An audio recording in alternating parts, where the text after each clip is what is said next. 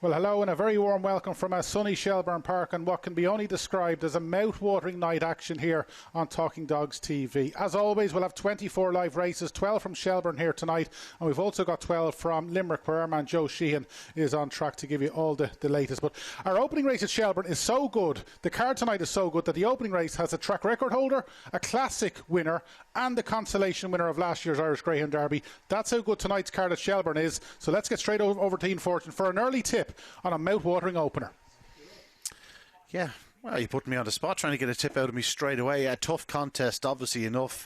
Razzle Dazzle Peaky very well housed on the fence. JT Japan, you couldn't really be fancying him on his return after a long layoff through injury. Epic Hero just hasn't really got going as yet since his Ledger success, but just he does have the run under his belt last week. That might just go in his favour. Clonfert Lorenzo sure to go up well from 4, and Auxerre and Oran Don, both talented trackers on the outside. I'll go for Epic Hero in trap 3.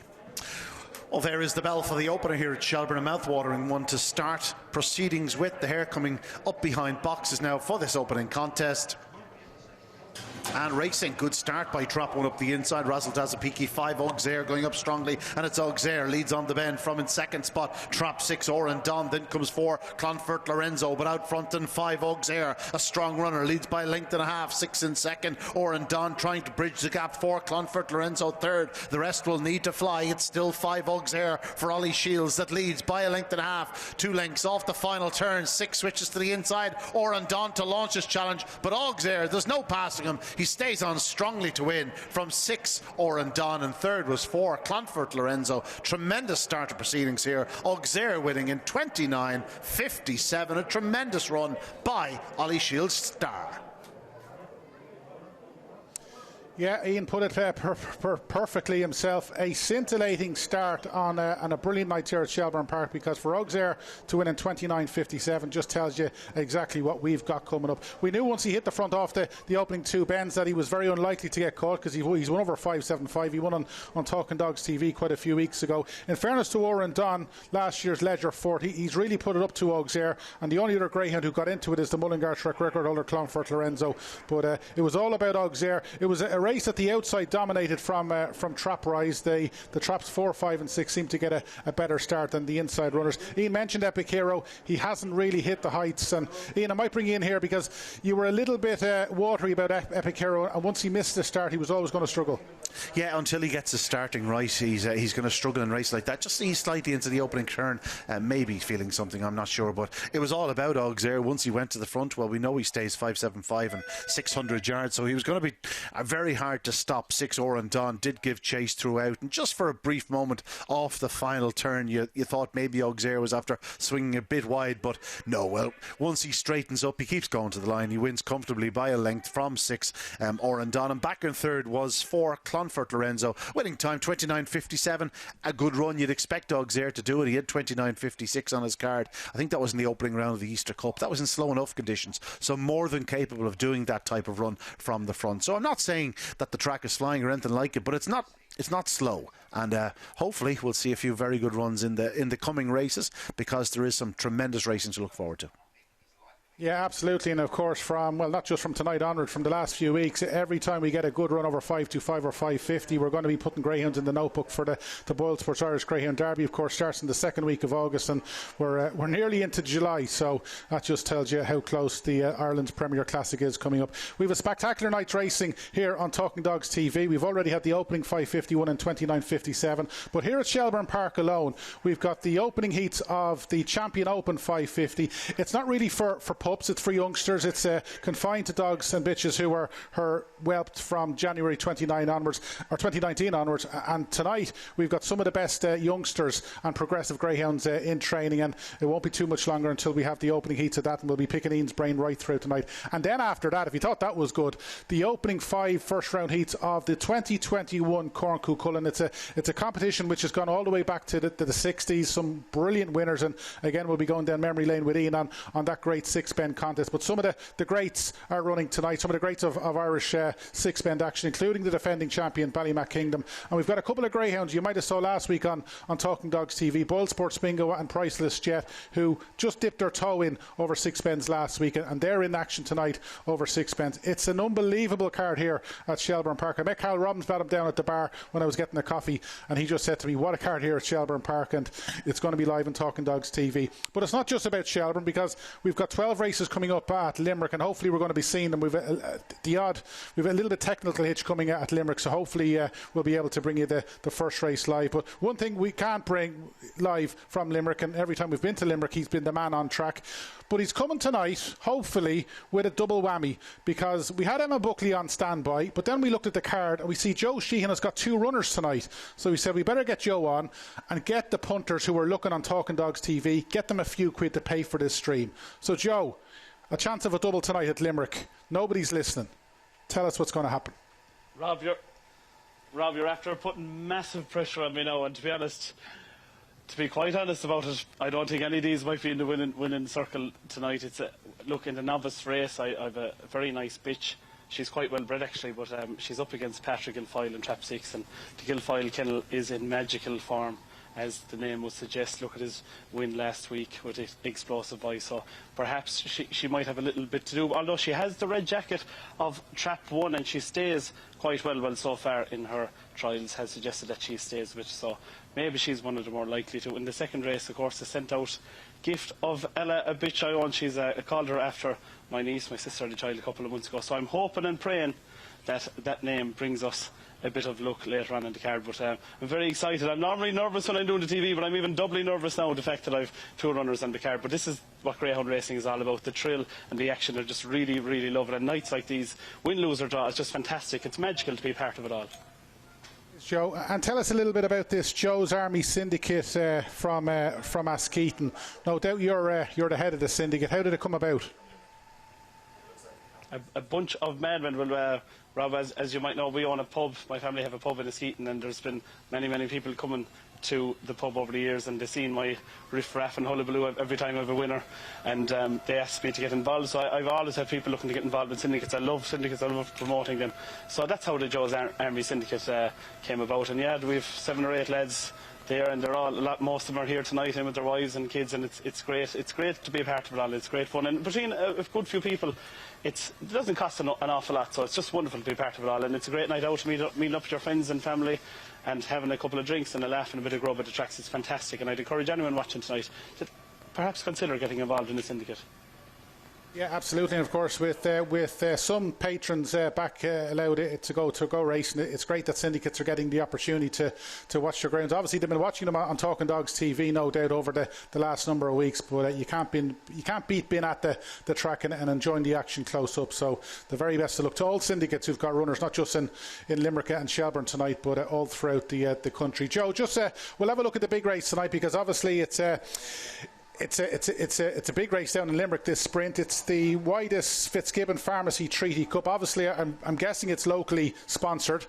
It's a sprint, and it's not often that you see sprints maybe topping cards, and we've got a really open and good sprint tonight for the big final. Absolutely, Rob. You know, this Treaty Cup, it's a proud and historic event here in Limerick, and it's one we really look forward to year in, year out. And this year we're absolutely delighted to have with us Fitzgibbon Pharmacy, based on Rocha Street in Limerick, to come on board as sponsors this year. They also stock Greyhound products and have done for many years, as well as equine products as well. So it's fantastic to have them on board, and it's fantastic prize money as well, €2,000 for the winner's prize. And of course, Chris Hoolan trained Showman 8, was flawless last week, 18.46, only 9 spots off breaking the track record, which was previously broken by Blaine the Game, who run in the Treaty Cup a number of years ago. But it's a very exciting race. One I'm really looking forward to see is Trap 6 Strahan Jet. This one is quite young and has only 8 races ran, 4 wins, good strike rate. Perhaps not one of the favourites for this race, competing with the likes of Skylight Blake in Trap 1, who was a phenomenal greyhound. 33 runs and 16 wins, a strike rate very rare. But it's a very exciting race to look forward to, Rob, this Treaty Cup final. And the rest of the card, very exciting races to look forward to. Okay, our opening race will be coming up shortly. I'm not sure if the Greyhounds have come on parade, but they'll be probably going to trap shortly. Elms May in trap 5 was the one that caught my eye, Joe, because she's a half-sister to Toolmaker Sydney. We're going to obviously hear how he gets on in Toaster a little bit later, but obviously it's an opening race for novice Greyhounds. Was there anything that caught your eye on breeding-wise? Yeah, and as we always say, Rob, an ounce of breeding is worth a ton of feeding, but you know what, there's some very, very shrewd connections in this race. You have Dennis O'Malley of Ballyneety with Airfield Oscar, owned by Bernadette Walsh of Askeaton, and Bernadette is a fantastic woman in the greyhound industry, has bred some top class pups, the likes of Airfield Paddy, of course, who ran so well in Clonmel all those years ago. Kemby runs for Patrick O'Connor, and of course Patrick O'Connor is another one of the top trainers in the country. Elms May for Michael O'Mara, and of course these Elms dogs, they owned in joint ownership after with Martin Butler, local here in Limerick, as well as Michael O'Mara. And these Elms dogs, they certainly have come to the tracks very well prepared. Dan Clancy runs Shauna's Unicorn from Trap 6, and this bitch is by a young sire, really like outer range. Hasn't had an awful lot of pups running to date, but the ones I've seen so far are running quite well. And look at Trap 3, Vigorous Jim, owned and trained by the wonderful Ronnie Woods. Very, very exciting race and has some real quality in it. And I really love novice races because you never know what to expect. They could be won in 28.40, they could be won in 29.40, you just don't know. And I love that unknown quantity about novice races, and that's why I really, really love them. And it's very exciting. It's very exciting to come in and see these novice races in Limerick here tonight. Absolutely right. The Greyhounds are just about to come on parade here at Shelburne. We told you the action is coming thick and fast, so as you can see, they're coming on parade. Ian, I'll bring you in quickly before they come on parade because it's the opening heat of the Shelbourne Champion 550. It's not for pups, it's for progressive youngsters, but plenty we know many about, starting with a certain Ballymac Ariel in this opening heat. Yeah, be interesting to see how she performs. She's obviously been a superstar at a very young age in her career, but she's been very disappointing this year. There's no ifs or buts about it. If she produces anything like her best, she'll be very hard to stop here. But we've been saying that for a few weeks at this stage. As you can see, they are on going parade now for this opening contest, or opening heat, should I say, of the Shelbourne Champion 550. Runners parading for this opening heat of the Shelbourne Champion 550. 1, Jack's Lockup Murtlahi for Larry O'Shea, a son of Lawhill Blake and Woe Katie. 2 is Ballymac Ariel, back from England where she challenged in the English Derby. This is a daughter of Ballymac Bulger and Ballymac Cameo for Liam Dowling. She's a sensational tracker when she's on her top form. 3, Blast Off Harry, won the Golden Muzzle last time for Paul Hennessy and Paul Hines, the son of Tarzan Havana. Blast Off Khaleesi. 4 is Callaway Brosna for Owen McKenna, who won the Oaks here just a week ago. This is a son of Good News and Bogger Bonnie, owned by Dennis Murphy. 5 is Jack's Little Thing for Graham Holland and the Pillar Syndicate. I'm sure a couple of them here tonight, a son of Druby Sydney and Limini. And out in 6 is Butsy's Best for Jerry Holian and the Butsy's Buckos Syndicate. They can do no wrong, this syndicate at present. This son of Ballymac Best and Kaleekal Tammy, suited to the 550 yards here at Shelburne Park. It's an intriguing opening heat of the Shelburne Champion 550. They'll be going to traps pretty shortly. Yeah, they sure will. Right, let's get our first 3 to follow of the night for this opening heat of the Shelbourne Champion 550. And obviously, we're going to start with Ballymac Ariel. As Ian said, she is an unbelievable bitch. She's one of the very few bitches to go under 28 seconds here at Shelbourne Park. She wasn't quite at her best in Toaster, and she maybe hasn't quite at her best this year, but if she's on the form like she was last year, it's only a matter of how far. That's Trap 2, Ballymac Ariel. Trap 3 is Blast Off Harry, as Ian said, winner of the Golden Muzzle at Limerick a couple of weeks ago. He improved with every run in that competition. He has run here at Shelbourne Park, but it's his first run over the 550, and that might be the makings of him. And Blast Off Harry, if he hits the lids, could be a big danger to all concerned. And the last of our 3 to follow is Butsy's Best for Jerry Holian. As Ian said, he's a progressive son of Ballymac Best. He's the sole wide seed. He's a 5-time winner from 14 starts. He's been running well. He was put in his place by Derby's Delight here a couple of weeks ago, but he has clocked 29.80 and 29.85 for the 550. Not sure if that'll be good enough tonight, but if he does manage to replicate it, well, he'll have no problem going through to the next round. First 3 incidentally qualify from this heat for next week's action in the Shelbourne Champion 550. Ian, I'm going to bring you back in because on this particular competition, we were chatting in the car park beforehand. It's gone maybe 8 or 10 years. it's not confined for pups, but maybe greyhounds who are just starting to find their feet and just maybe off top level. Would that be safe to say, or is it a mixture of everything? Oh, no. We've had some real stars enter this over the years. It's worth pointing out that Dubby's Nidge has won it in the past. Rural Hawaii went on to win a derby. He's won it in the past. Native Chimes, some really class animals. Manuka Man won the last running of it in 2019. But in that final were the likes of Ballymac Cooper and others. No, they come in pretty much ready. It's a stepping stone for, a real derby challenge, and expect to see a number of the runners in this competition tonight going on to progress to the final stages of the derby. It'd be no surprise if 4 or 5 of the dogs in this competition were in the final 24 of a derby, shall we say. We wait and see, but there's some real stars in it. Liam Dowling has Ballymac Merlin, Ballymac Belleville, Ballymac Ariel, Deadly Destroyers there, Vallegro.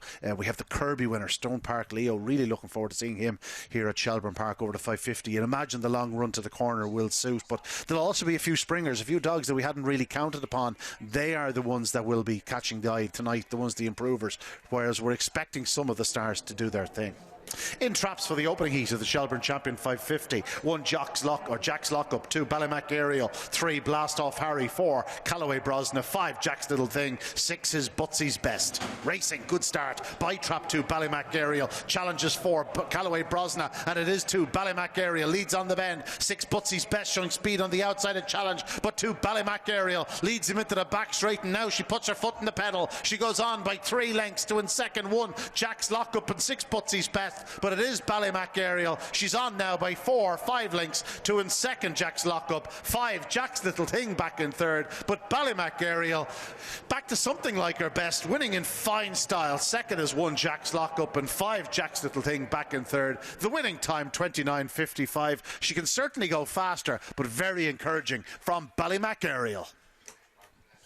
Brilliant. She's back with a bang, and I think it's safe to say in Fortune's most loved greyhound has got the job done. She's come out okay. She came out better than most, but it was herself and Callaway Brosna who led going up to the opening bend. She got her nose in front heading into the first 2 bends, and once she led off the second bend, it was really a case of how far she was going to win, because we know how good she is. She mightn't have been hitting the heights of last year in recent months, but we know how good she is, and it's really around the top 2 bends that she really is starting to motor, and off the final bend she must be 6 lengths clear of Jack's Lockup. Jack's Little Thing looks as though he might have hung on for third, but Ian, Ballymac Ariel, we know you're the chief of her fan club, and it must have been difficult when she hadn't been hitting heights over in Toaster maybe to stick with her, but she's back with a bang, and she's done it again here at Shelburne. Maybe that's the key to her.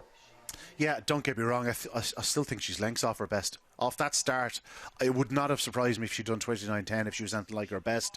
I think she's an absolutely exceptional talent. We still haven't seen the best of her, but that was very encouraging. She can only come on for it. The confidence of returning here to Shelbourne Park and, getting back in a place where she's very comfortable and she has produced her very best form. I wouldn't give up on her just yet. I think she'll go considerably faster. I think she's capable of going considerably faster. Good run by Jack's Lockup in second and Jack's Little Thing back in third. But with all due respect to them, Ballymac Ariel should be in a different league to them. And incredibly, I got a text up there. I think she was returned to evens. That's unheard of. You put her in the same race the back end of last year, she'd have been 2-5. Yeah, even sounds good now, but it's great to see her back, and no doubt we'll be following her over the weeks to come in that particular competition. We'll be getting back to Joe in due course, but Ian, just while we have you, we're down to the last 24 over in Toaster. 10 of the 24 are Ireland. It has been a mixed competition for Ireland, but a lot of the big guns are still there, and they've been separated nicely. Maybe not the penultimate or the last heat, which is nearly a derby in itself, but tonight 10 Irish greyhounds going into battle. Your overall thoughts? Just as you speak, Bombardiers after going across the line in front in the opening heat of the derby plate tonight for Pat Buckley, so hopefully it's a sign of things to come. I hate to correct you, Robert, you know that, but Ireland have 11 of the remaining 23. Fahan Rebel is a non-runner tonight, so there's only 23 runners, and we have 11 of them. They are very, very well spread out. It's not beyond the bounds of possibility that we have 4 heat winners tonight. It is a bit of a stretch, and I'm very much looking through my green tinted glasses, but by all accounts Dearjet Sydney, if he comes away on terms, should win. Knocknabull Sid, if he hits the lids like he did last week, will be hard enough to stop. All About Ted, Ballymac Fairwin, both have strong chances in their contest. you know, in the final heat, apart from Knocknabull Sid, we have The Machine, Beach Avenue, Ballymac Wild, like all very, very fast greyhounds. We just have a really, really strong group over there. And touch wood, by the end of racing tonight, I'll be able to tell you we have 8, maybe 9 in the semi-finals of the English Derby. I'll tell you what, I'd do some harping if that was the case. I won't be correcting you, that's for sure. Right, let's get to Limerick, because we're coming up to our second race of the night. Joe's going to give us the result of the first race of the night. They have paraded already for our second race, so our 3 to follow. We're going to start with Farah Tilly in Trap 1 for the Shanachile Syndicate. She's a daughter of Scolari Me Daddy. She hasn't won in 4 starts to date, but she has been a little bit unlucky, and she'll be doing her best work from halfway, so she most definitely is one for the shortlist. Then we come on to the Trap 2, Gift of Ella, owned by a certain Joe Sheahan and Lucy Rose. She's a daughter of Bull Run Bold, of course. Her dam is the dam of Sleek Jerry, who is an 18-time winner down in Cork, so Joe knows what the breeding's all about. And Gift of Ella has had the one run. Nothing didn't really go our way on that occasion, but you can expect improvement, and I know that we're all hoping that Joe is in the winner's enclosure. And the last of our 3 to follow is Monsoon Moon for Donald Cooney and Clare, trained by Donald himself. Already has had one run, caught the eye when staying on to finish 3rd at Limerick on debut, and an improvement of that will no doubt give him a chance. But Joe, race 2, we know you've looked at the opposition because you've got a greyhound in this, and if Gift of Ella, if she can start well, might she have a chance of collecting? Yeah, Rob, I'm hoping she can get the break here tonight. In her first ever outing in the sprint race in Cork, she didn't start too well, and unfortunately it all went wrong at the traps. To be honest, she doesn't look the biggest early pacer in the world, but we're just hoping she can run well. I own her in joint ownership with Lucy Roach, who is a granddaughter of the trainer James Roach, and in fairness, she's a fantastic help below in the kennels for galloping and feeding dogs. So, and she's called, as I said already, I named her after my niece, who was only born 3 months ago. So we're hoping the name can be lucky for her. But it's going to be a tough race, because the likes of Donald Cooney runs Monsoon Moon, and Donald Cooney knows his track well. He's a very, very shrewd trainer, and you can be sure that this one will be there or thereabouts. Tractor Fred runs for Eugene Corkery in Trap 5. Things didn't go its way on its only start, but had a nice qualifying trial prior to that. A lot of lightly raced sorts in this race, and that's the thing about this kind of race, the way it's graded. When you've lightly raced and young pups, they can be improving, and you just never know what kind of run they are going to do. I know it's not the most hottest race in the country with A9, but this kind of grade is what greyhound racing is all about, the backbone. We're heading over to Mal now for our commentary.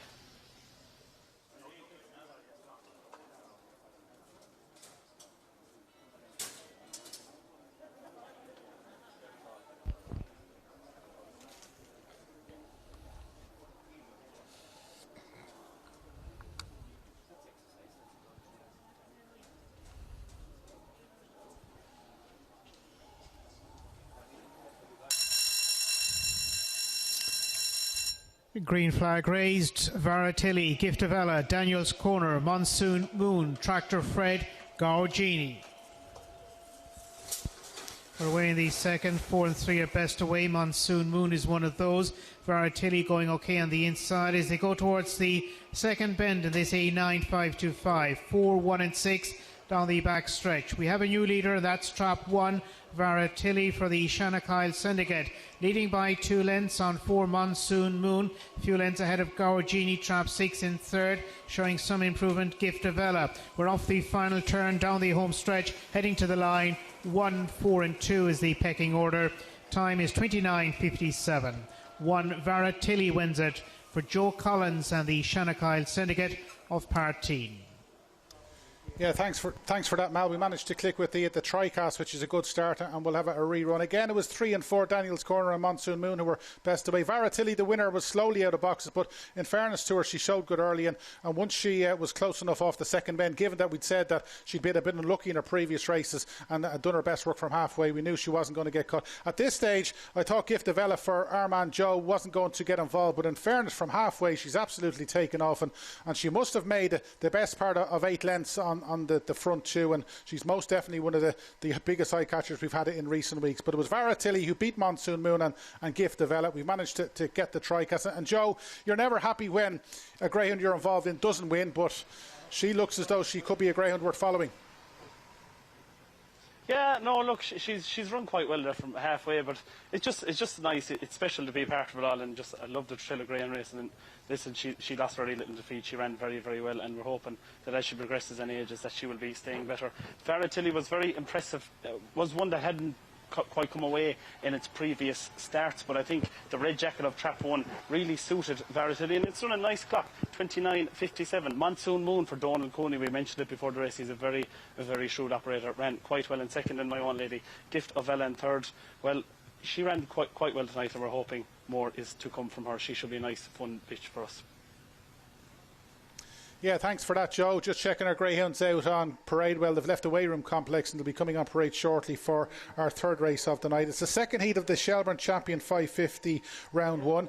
And Ian, I'll bring you in here because it's great to see the Conananny Kirby winner Stone Park Leo having his first, he's up here in Shelbourne Park. He's had a couple of looks in the trials, and no doubt they're getting him ready ahead of bigger things later in the year.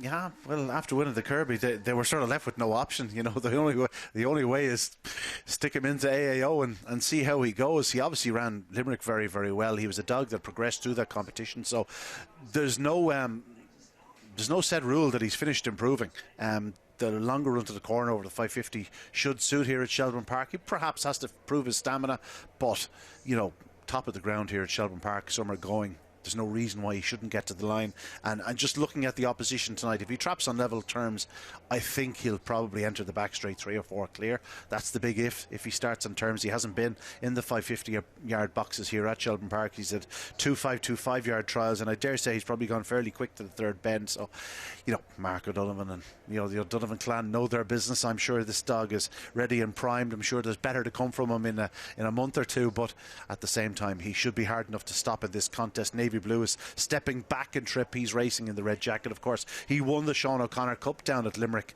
running alongside the Kirby. Fast Fit Paddy is a dog that's caught the eye on more than one occasion. A couple of fine displays here at Shelbourne Park, so they're probably the two main dangers. Meanwhile, they're on parade, as you can see. So the runners parading for this second heat of the Shelbourne Champion 551. Navy Blue for the 13 and Me Syndicate, trained by Graham Holland, son of Superior Product and Global Liberty.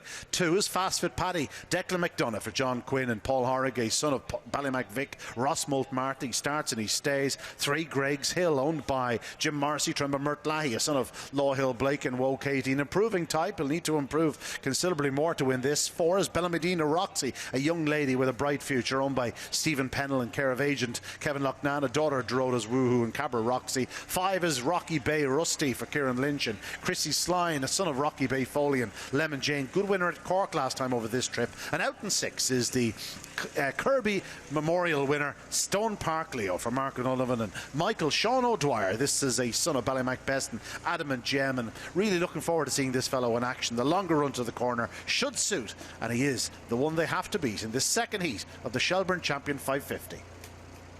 Yeah, and he's tote favourite, and he's a short price favourite with the bookmakers here at Shelbourne Park. Great to see them back, and we'll be hoping for another winning favourite, no doubt, after Ballymac Ariel. Right, our 3 to follow. We're going to start with Fast Fit Paddy, as Ian mentioned, trained by Declan McDonough. He's a regular here at Shelbourne Park. He's a 3-time winner from 13 starts. He's done 28.36 and 28.38 for the 525, but like 5 of the runners here tonight, he's having his first start over 550, but it'll be interesting to see how he goes, especially in the early stages. Trap 5 is Rocky Boy Rusty for Christy Sline in Minan Bridge, trained by Kieran Lynch. The only one of these who's run over the 550, that was down in Cork. He's posted 29.81 for that. He made all on that occasion, and he's got a 33% strike rate, having won 5 from 15, so he's a consistent sort, and he's proven over the 550 trip. So if you're doing a trio on the Bark and Buzz app, he's probably one to stick in. And then maybe we're saving the best to last. Stone Park Leo for Michael O'Dwyer and Mark Donovan. He's 4 from 7. He's the Conananny Kirby winner. Obviously, we were down in Limerick the night he won the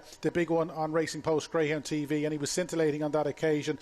Yes, he's stepping up to 550. He's had a couple of spins here at Shelbourne Park in trials, and as Ian said, if he hits the lids, he could very well be a good bit clear halfway down the back, and from then onwards it'll be interesting to see how he sees out the 550 trip. But he's stepping up maybe a little bit in class after taking on his fellow youngsters in Limerick, but he is the star attraction, and he is no doubt the one to beat. Ian, to be going to traps shortly, a little bit like Explosive Boy when we saw him down in Tralee. Not that we were maybe in doubt, but it'll be interesting to see how Stone Park Leo sees out the 550 should he motor to the third bend tonight.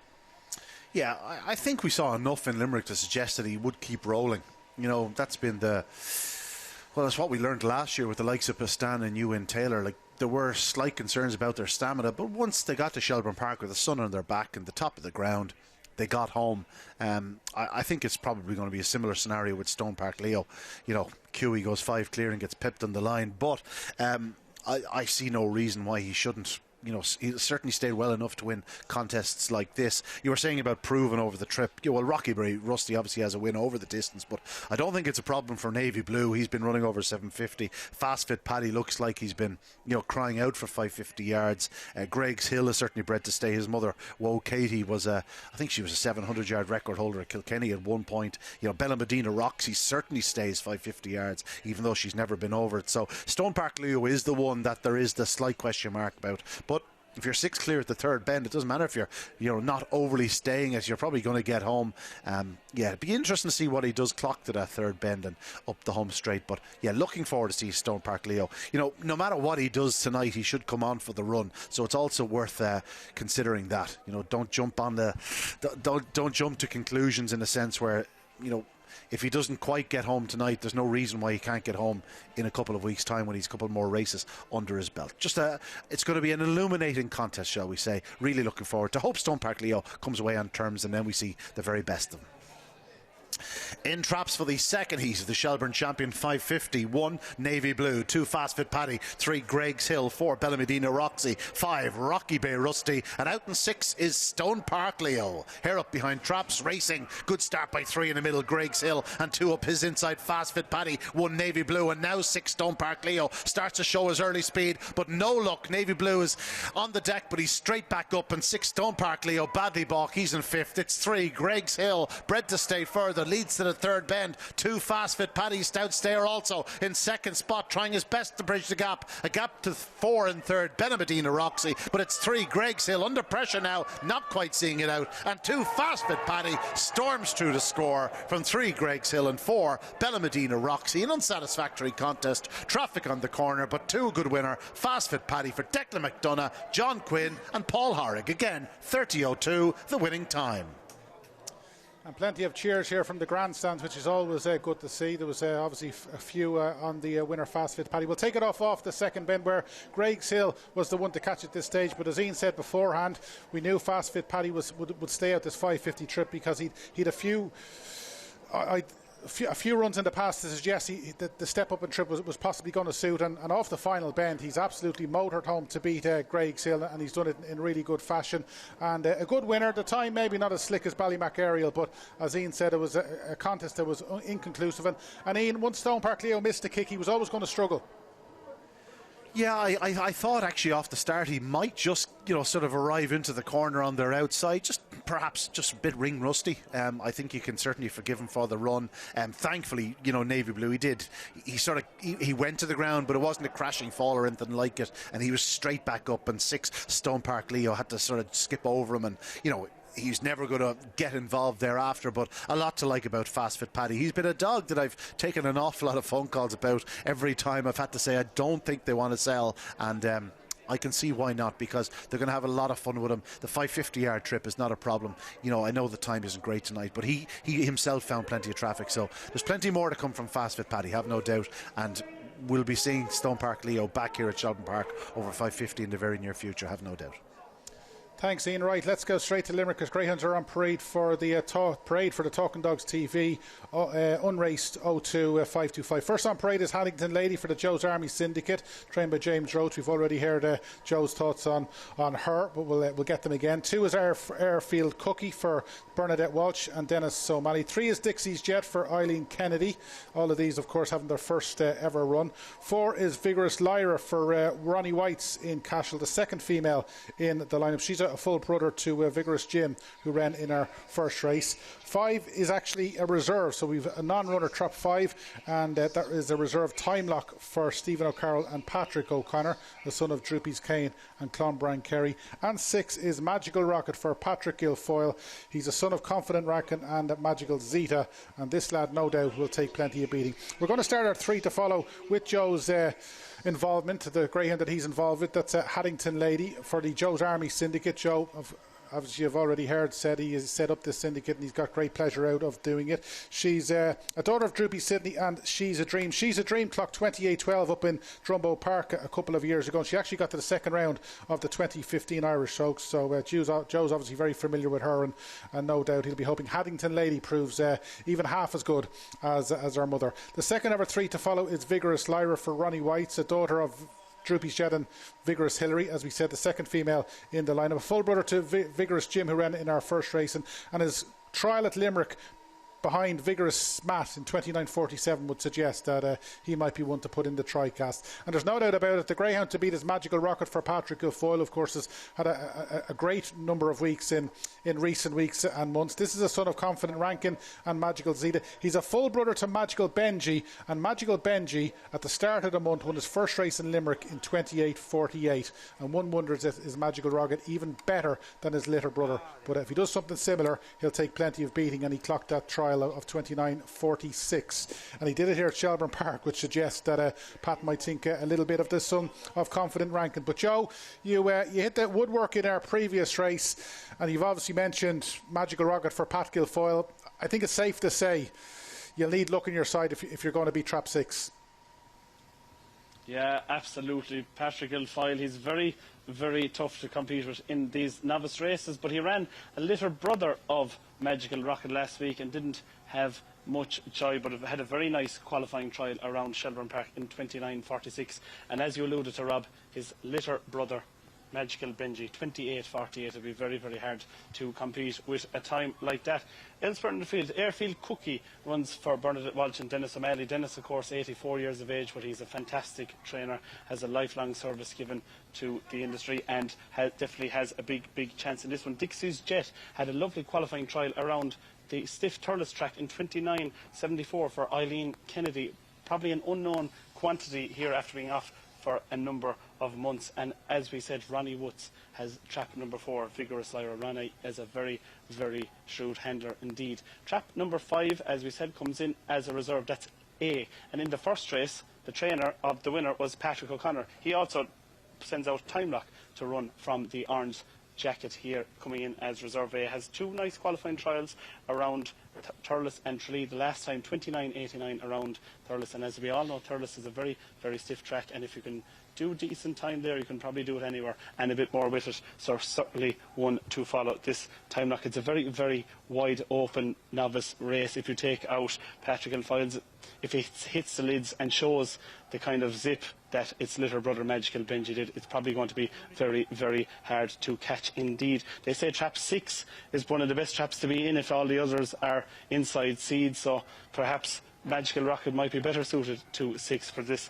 particular race. My own lady, Haddington Lady, I think she stays quite well. Perhaps not the best early boot, but as you said, Rob, she's very, very well bred and fantastic down line there, so I'm hoping for our syndicate that she can give us a few great days out. But it's a very, very exciting race, and we're going to throw it to Here is on the Mal move, for Haddington our Lady, commentary. Airfield Cookie, Dixie's Jet, Vigorous Lyra, Time Lock, Magical Rocket. In the third race, 3 and 6 are smartest away. Dixie's Jet is 3, Magical Rocket is 6. Going towards the second turn, and up front it's now 6.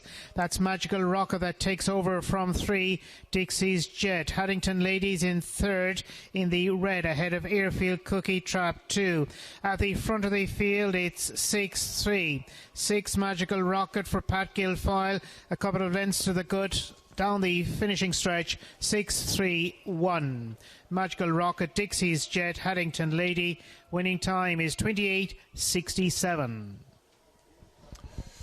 Yeah, 28.67. I'll be honest, I didn't think it was that fast on what we saw in the early stages. We'll have a rerun. It was Dixie's Jet and Magical Rocket who were best away. In fairness, Magical Rocket, he hit the lids, but Dixie's Jet went with him the whole way around the opening 2 bends. There is a bit of traffic problems between trap 3 and 6. That no doubt has cost Magical Rocket 3 or 4 lengths, so his winning time of 28.67 is even more impressive the more we look at this. At this stage, it never really looked in doubt. Once he hit the front, he led by a length and a half from Dixie's Jet, and Haddington Lady for the Joe's Army Syndicate. She's run a blinder in defeat, and in fairness, Magical Rocket wasn't going away from her as they crossed the winning line. So Magical Rocket, we'd said his full brother Magical Benji had won in 28.48 on debut, but this lad doing 28.67 after getting held up around the opening two bends, that takes for a fair doing. Joe, your reaction to the winner and your reaction to the performance of your lady, Haddington Lady.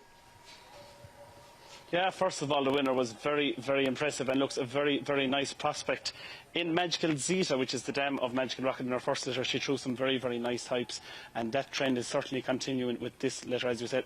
Magical Benji won in 28.48, and this one, after having a bit of traffic, 28.67, a very, very nice clock.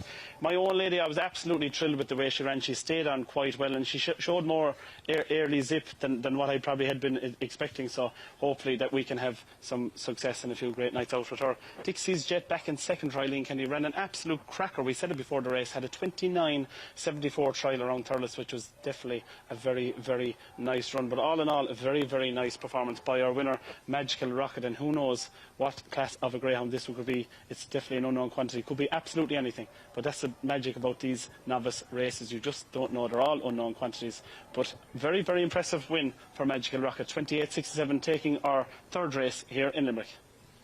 And Joe, just before we let you go, your lady's been beaten 6 or 7 lengths, so she's recorded, what, 29.10 or something around that in her first race. Were you expecting her to do anything like that? I suppose, Rob, you know, she had qualified in 28.89 around Shelburne, plus with 20 added onto that, and you know she's been running quite well in trials.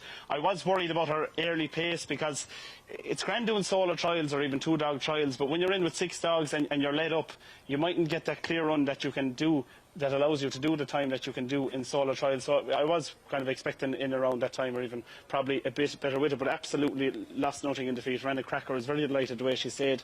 When you have a greyhound that stays, and Limerick is a stiff track, if you can stay well around Limerick, you can stay well anywhere. So your options are kind of wide and open. So if you can stay 525, 550, 570, there's lots of places and competitions you can go. So with tracks opening up and us and the syndicate able to get racing, I think she's a very, very nice and exciting prospect. So looking forward to good times ahead.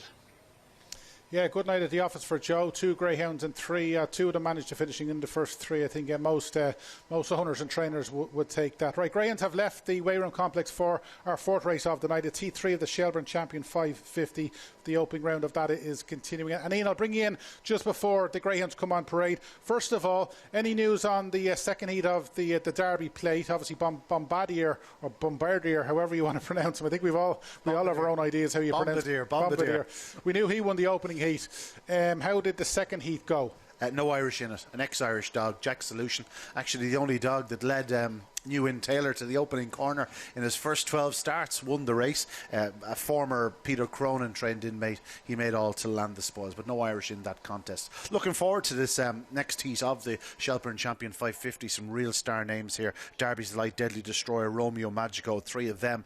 It'd be no surprise to see the 3 of these go well in the Derby a little bit later in the year. We saw Derby's Delight winning last year. Deadly Destroyer ran so well in both the early rounds of the Kirby and, of course, finishing 3rd in the Produce Stakes. And Romeo Magico, well, he's shown glimpses more than consistency, but he certainly has the talent.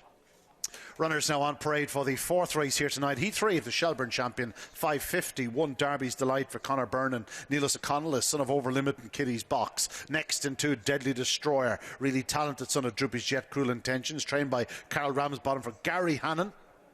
3, Broke With Hope, owned by the Step Into My Office syndicate. This is a son of Kinloch Bray and Boom Time. 4 is Romeo Magico, owned by David Firmager, trained by Graham Holland, the son of Magical Bale and Fabulous Artist. 5, Greg's Jack, owned by Jim Marcy, Larry O'Shea, trained by Mert Lahey, son of Lawhill Blake and Whoa Katie. And out in 6 is Bielsa's Rebel, trained by Kieran Lynch for Mark O'Shea, son of Rocky Bay Foley and Miss Flash. An intriguing 3rd heat of the Shelburne Champion 550. They're on the way to traps. Yeah, another intriguing heat indeed. Right, our 3 to follow. We're going to start with Derby's Delight in Trap 1 for Conor Byrne and Neelis O'Connell. Very impressive here a couple of weeks ago when he managed to get up late to beat Sizzler. I know Ian Fortune's a big fan. He was hoping to get big prices for the Boylesport Irish Greyhound Derby. This lad, though, as good as he was a couple of weeks ago, he will need to start better tonight because he'll probably need to go better than 29.72 if he is to follow up that win. Our second Greyhound is Deadly Destroyer for Jerry Hannon in Bray, trained by Carl Ramsbottom. Carl Ramsbottom, what a few months he's had. He's been to Limerick, he's been to Clonmel, he's been to Tralee with his kennel stars, and Deadly Destroyer is most definitely one of the best that Carl has. He hasn't enjoyed much luck in his last couple of runs. Of course, he was third to Explosive Boy in the Produce Stakes last time out, and he did wonders to get to that final. Carl reckons Shelbourne Park is his track. He was chatting him before racing. He did tell me he's had a few quid on this lad tonight, and we'll see if the real Deadly Destroyer turns up. He has done 28.32 for the 5:55 trip here at Shelburne, but he does need a good start. And as Ian said, the third of the 3 to follow is Romeo Magico for David Firminger in England, trained by Graham Holland. He's lightly raced. He's only had two wins from 8 starts. He very seldom runs a bad race. No luck in the English Greyhound Derby behind Bucko's Belly. That was the run that Bucko's Belly broke the track record over in Toaster. But he's back to Shelbourne Park. He's had a trial here at Shelbourne Park in 28.27, and if Romeo Magico can hit the lids tonight, I think we'll all be expecting him to do a good run. But Ian, the racing's getting better and better here at Shelbourne Park. You were a big fan of Derby's Delight a couple of weeks ago. Are you rowing in again tonight? No, I do believe Deadly Destroyer is closer to the complete article. He's a good starter. He's good down the back, but what impressed me in the opening round of the Produce Stakes was the way he finished. He absolutely flew home to do a massive run on that occasion. Romeo Magico is far from the finished article, but he has unbelievable talent. So we'll soon see. In traps now for Heat 3 of the Shelbourne Champion 550. 1 Derby's Delight, 2 Deadly Destroyer, 3 Broke with Hope, 4 Romeo Magico, 5 is Greg's Jack, and 6 is Bielsa's Rebel. There up behind traps, racing, good start by trap 2 Deadly Destroyer, takes a bump, and now 4 Romeo Magico showing the best early speed, leads clear into the bend. The long run up certainly suiting. In second is 2 Deadly Destroyer, and 3 Broken Hope back in third. Traffic problems amongst the rest, and 1 Derby's Delight sent backwards into last spot, but it's 4 Romeo Magico. But Deadly Destroyer won't be stopping up the home straight. It's Romeo Magico, but here comes Deadly Destroyer, switches to the outside to challenge off the final bend. Deadly Destroyer, Romeo Magico, that's the way they'll finish. Deadly Destroyer wins well, recovers from an early bump to land the spoils from 4 Romeo Magico and 3 Broke with Hope. The winning time 29.64. A good run by Deadly Destroyer, far better than the time. Absolutely, Ian, and I hope people listen, because Carl Ramsbottom told us that he had a few quid, and now we know why. And as Ian said, he came out well, but he's either taken a bump or he stumbled in the early stage, and I thought at this stage of the second bend he had it all to do to be Romeo Magico, who was flying at this stage. Derby's Delight didn't get a clearative run early on, but it was really only 2 greyhounds. But look at this turn of foot and change of gear from Deadly Destroyer around the top 2 bends. He has to switch outside Romeo Magico. Even at this stage I was 50-50 as to whether he was get up, but this lad stays 5:50 very, very well. And what time would he have done if he didn't manage to stumble early on? And look at him heading into the scape. He must be 6 lengths clear of Romeo Magico. Ian, we're familiar with Carl, and obviously we wish many people the best of luck with their greyhounds, but this lad tonight I think has won an awful lot of fans. I think this is a serious greyhound. I really do. It was that first round in the Produce Stakes where I thought he was a nice professional dog in previous starts, but the way he finished that night, the way he really grounded out when in front, on the same night there was dogs doing the exact same clock to the third bend, and he was 40 spots faster on the winning line. Just goes to show that the step up to 550 is not a problem. Great to see Carl with a really good greyhound to go to war with, and have no doubt, if this fellow gets his trapping in order and starts doing things right in the early yards, he will be a player in the Derby. And I for one am delighted for Carl, because he's one of the good men in greyhound racing. He's a great character, he's a great sport, good family man, and yeah, delighted for him. That running of 29.64, we know the track's going well tonight, but that's surely you can take 20 spots off that because of what happened early on. 29.44 will get you to a Derby final every year. Get you close enough to it anyway, and considering that he did take the bump, and I don't think the track was plated prior to that run, so there's certainly 20 or 30 spots there to be found pretty comfortably. No surprise, top of the going, flying start. See this dog doing about 29.20 later in the year, and you know yourself, not too many do that sort of run. Really nice dog, lots to look forward to. Whether he'll have the blistering early speed against the very best Derby challengers later in the year, we'll soon find out. But for the moment, they can start dreaming of further success with Deadly Destroyer. Yeah, no doubt he's shortening with the various bookie firms for the Irish Derby as we speak. Right, Greyhounds are on parade for the next in Limerick. It's an A5525. First on parade is Boomin' Staker in Trap 1 for Mark Lyons and Julie O'Connell. Trap 2 is What's Up Jack for the OL Syndicate and Ross Cray. No luck in his only start today. Trap 3 is Anfield Rachel for Thomas Condon, one of the two females in the litter, another who was, or in the lineup, another who was out looking her only start. 4 is Bettyville Storm for John O'Shaughnessy in Askeaton. No looking 4 starts today. 5 is Tailor Made Bolt, the second of the females, this one for Michael O'Brien, 1 win in 5 starts.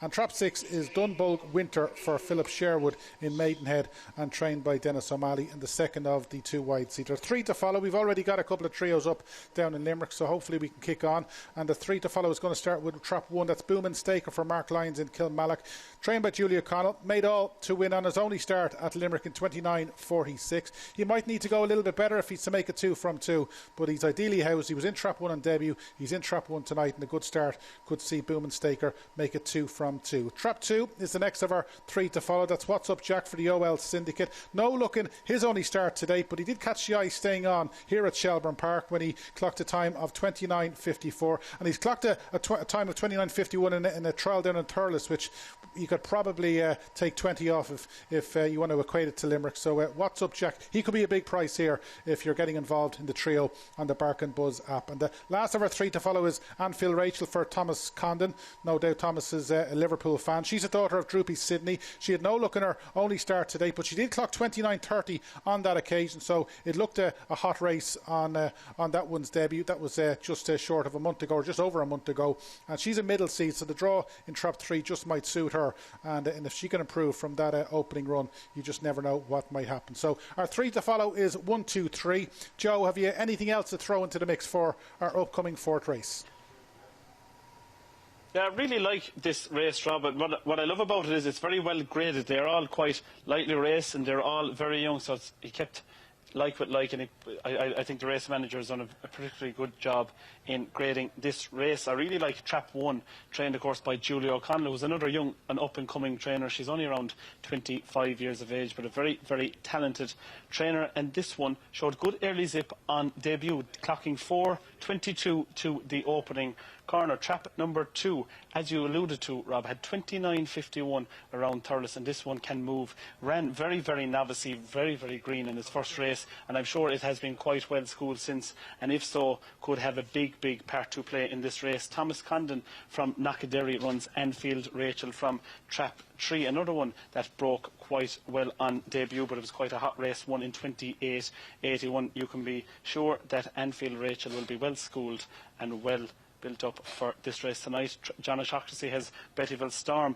This litter not known for their early pace, but from halfway they are really, really motoring in the dam. Bettyville Sally, she was quite strong stayer coming home, so this one will be doing its best work late on. Tailor Made Boat for Michael O'Brien has a nice win in its card around Limerick, 29.36. If repeated, that could see this one go close for Michael O'Brien. And Trap 6, Dunbulg Winter for Philip Sherwood. He's after investing in a number of this litter from Airfield Biddy, who Airfield Biddy had 2 runners in our novice races for Dennis O'Malley. One of them was second in the first race, and quite well bred. 4 starts, no look to date, is fast away but isn't staying strong, only coming home in about 12.90. Will be doing its best work early on, and if it can avoid trouble, could be there or thereabouts. If I had to pick one, I would probably go for Trap 2, What's Up Jack for the OL Syndicate, simply because that trial just shows it has real ability, and from its last run in Shelbourne Park, which is also kind of a hot race, ran very novice and green, so should be there or thereabouts. But I also think Trap 1 will have a big part to play. We're heading over to Mal now for our commentary. The runners: Booming Staker, What's Up Jack, Anfield Rachel, Bettyville Storm, Tailor Made Bolt, Dunbulg Winter.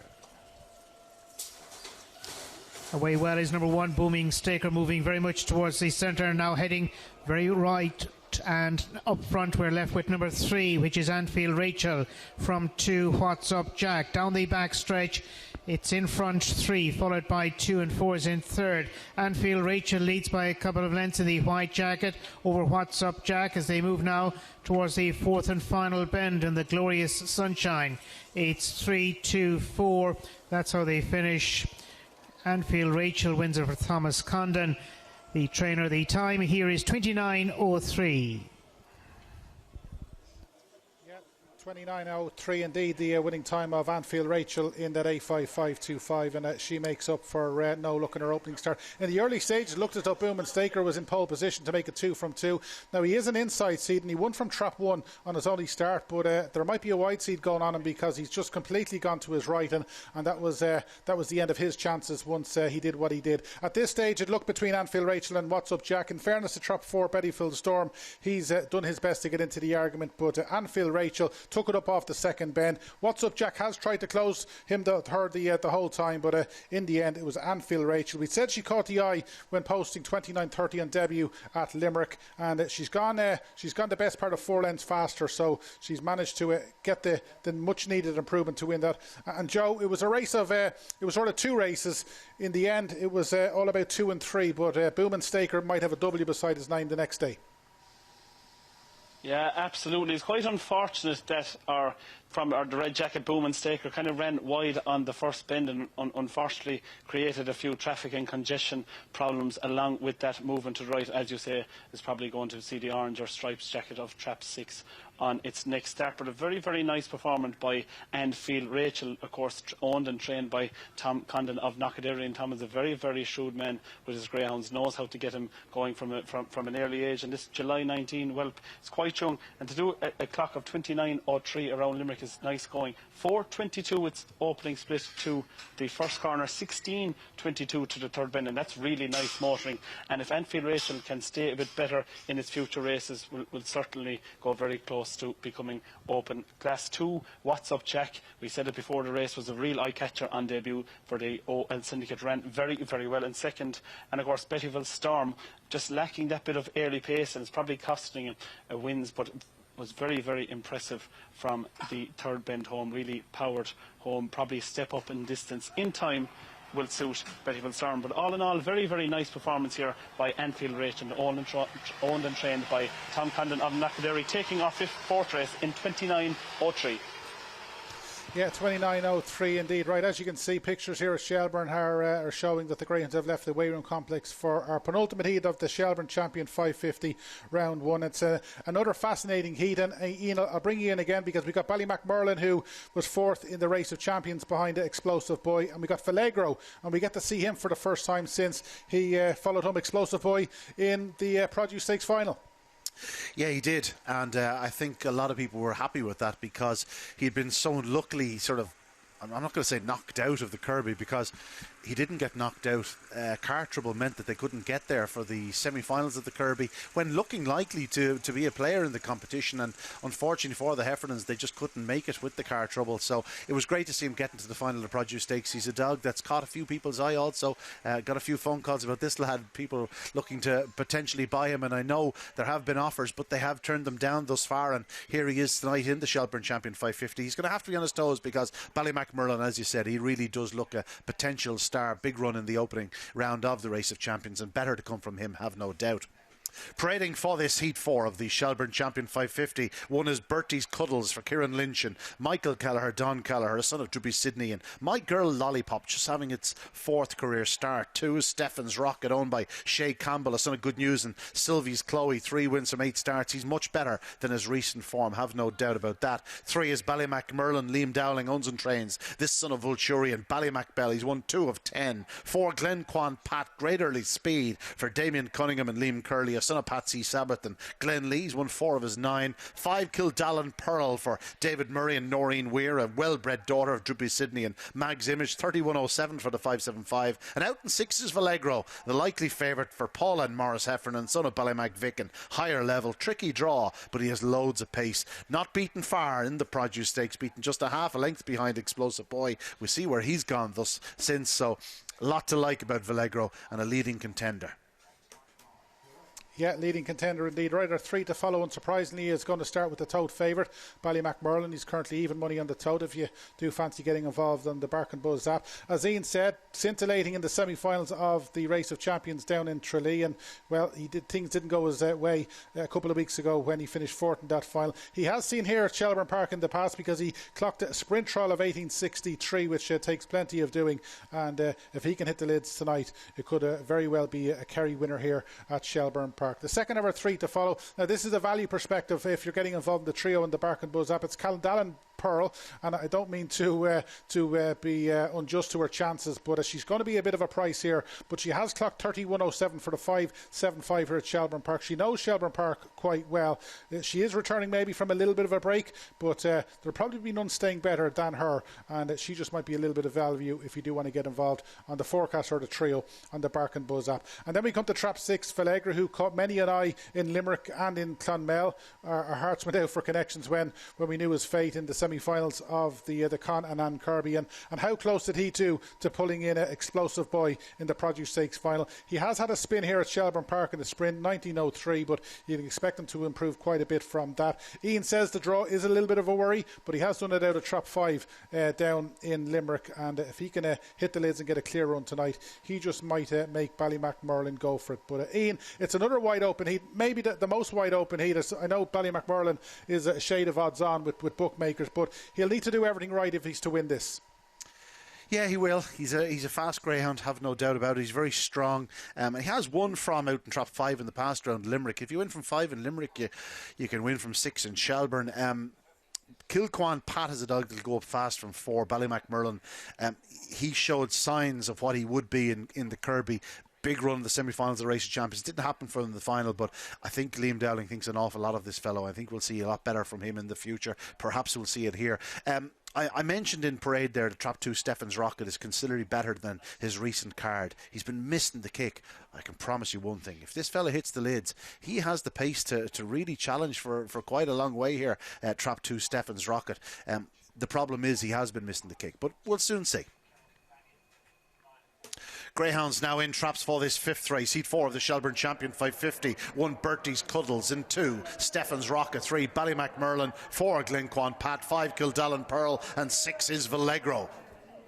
Racing, good start by 5 on the outside. Kildallan Pearl now 4 going up well. Kilquan Pat on the inside. 2 Stefan's Rocket. The fancied Vallegro is back at the tail, but it's out front 4 Glenquan Pat that leads. From in second 5 Kildallan Pearl and 2 Stefan's Rocket. Then comes 3 Ballymacmerlin trying to make a forward move, but into that third bend, and 4 Glenquan Pat continues to lead, but now 5 Kildallan Pearl with winning form over further strikes the front and goes on up the home straight. It's 5 Kildallan Pearl will score. In second, it's tight between 3 Ballymacmerlin, 4 Glenquan Pat.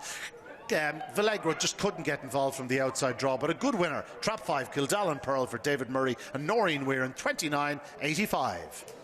Yeah, a really good run. We said she could be value on the tote. She's managed to win that with a tote SP of 10 to 1. She's absolutely hit the lids as good as you want. Now, she's just been headed by Glenquan Pat around the opening 2 bends. Ian said Stefan Trocker could go up well, and he did. But at this stage, it looked between Glenquan Pat and Kildallan Pearl, because we know she stays. She's won over 5.75 here on a couple of occasions at Shelbourne Park. And once she drew level around the top 2 bends, there was really only going to be one winner. In fairness to Ballymacmerlin, after not getting the clearance of runs early on, he's run a really good race in defeat. He might just have been touched off for second. It's hard to see if he got up or not for second, but Ian, for many of the top 2 bends, it was all about Kildallan Pearl. She might have been a bit of value, but in fairness, Shelbourne Park form has stood to her here.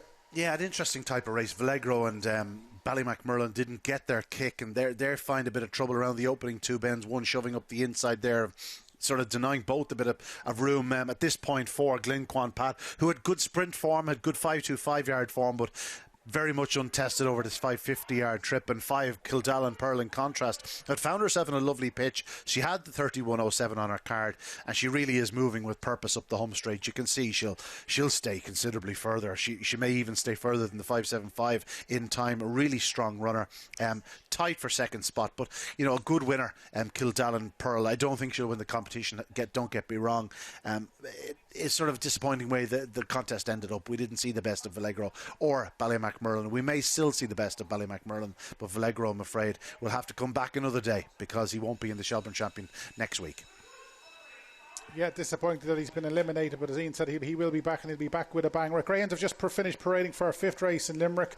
As always, the action coming thick and fast here on Talking Dogs TV. It's the Bet on the Barking Buzz app sprint. It's an S1 350, and our 3 to follow for this sprint. As you can see, the Greyhounds are making their way over the trap. Our 3 to follow is going to start with trap 2. That's Long Santiago for Tom Quinn and PJ Quinn, trained by Jerry Hollian. Now, this son of Droopy City is unbeaten to date. He's won both of his sprints in Galway, and he's done it in pretty good fashion. He's won in really impressive fashion on both occasions, and if he can improve from his 1894 in Galway, he'll probably take a little bit of beating. Long Santiago making it hoping to make it 3 from 3.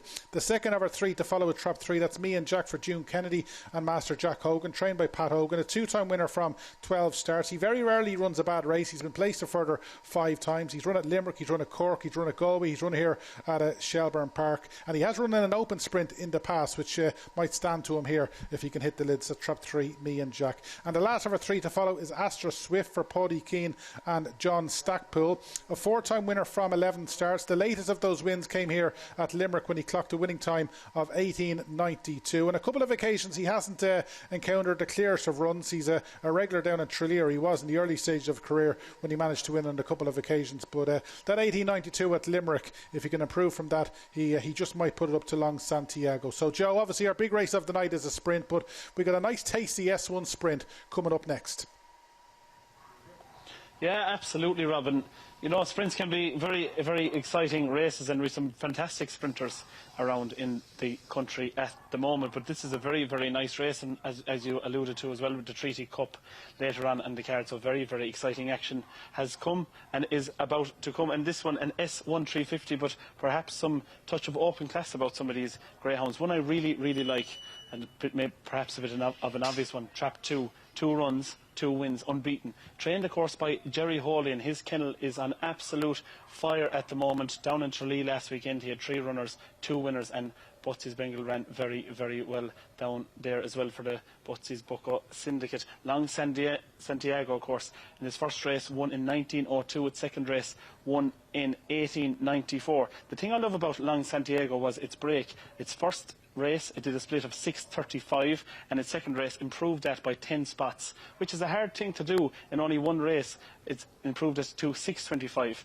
I'm sure that Jerry Hawley has given Long Santiago a couple of trials around Limerick and is used to the track at this stage, perhaps, and if it can produce a break like its trials in, or like its races in Galway, should definitely be on the business end of things. Belligore's Rebel is a very nice greyhound as well for Mr. Stephen Clack. Is very consistent as well, has 3 5-2-5s won, and has 4.20 done to the opening corner here in Limerick, and 4.20 it's all about the break. These sprints are all about the break. If you can get out and gone, you're practically home and hose in a lot of these races. Me and Jack, of course, for the Hogan family, has an 18.97 sprint win in Galway. And you know, if you can do time around Galway, it's a very consistent, solid track. You can do it on most tracks. And this Galway form coming down from the likes of Me and Jack and Long Santiago will be interesting to see how it matches up with the Limerick form, because a lot of these greyhounds have great Limerick forms, such as Paul Cooney, one of the top tipsters in the country, comes to Limerick tonight with As Good As New, and he heads up the Rob a Job Syndicate. Won in 1899 on its last start in Limerick, so is in good form.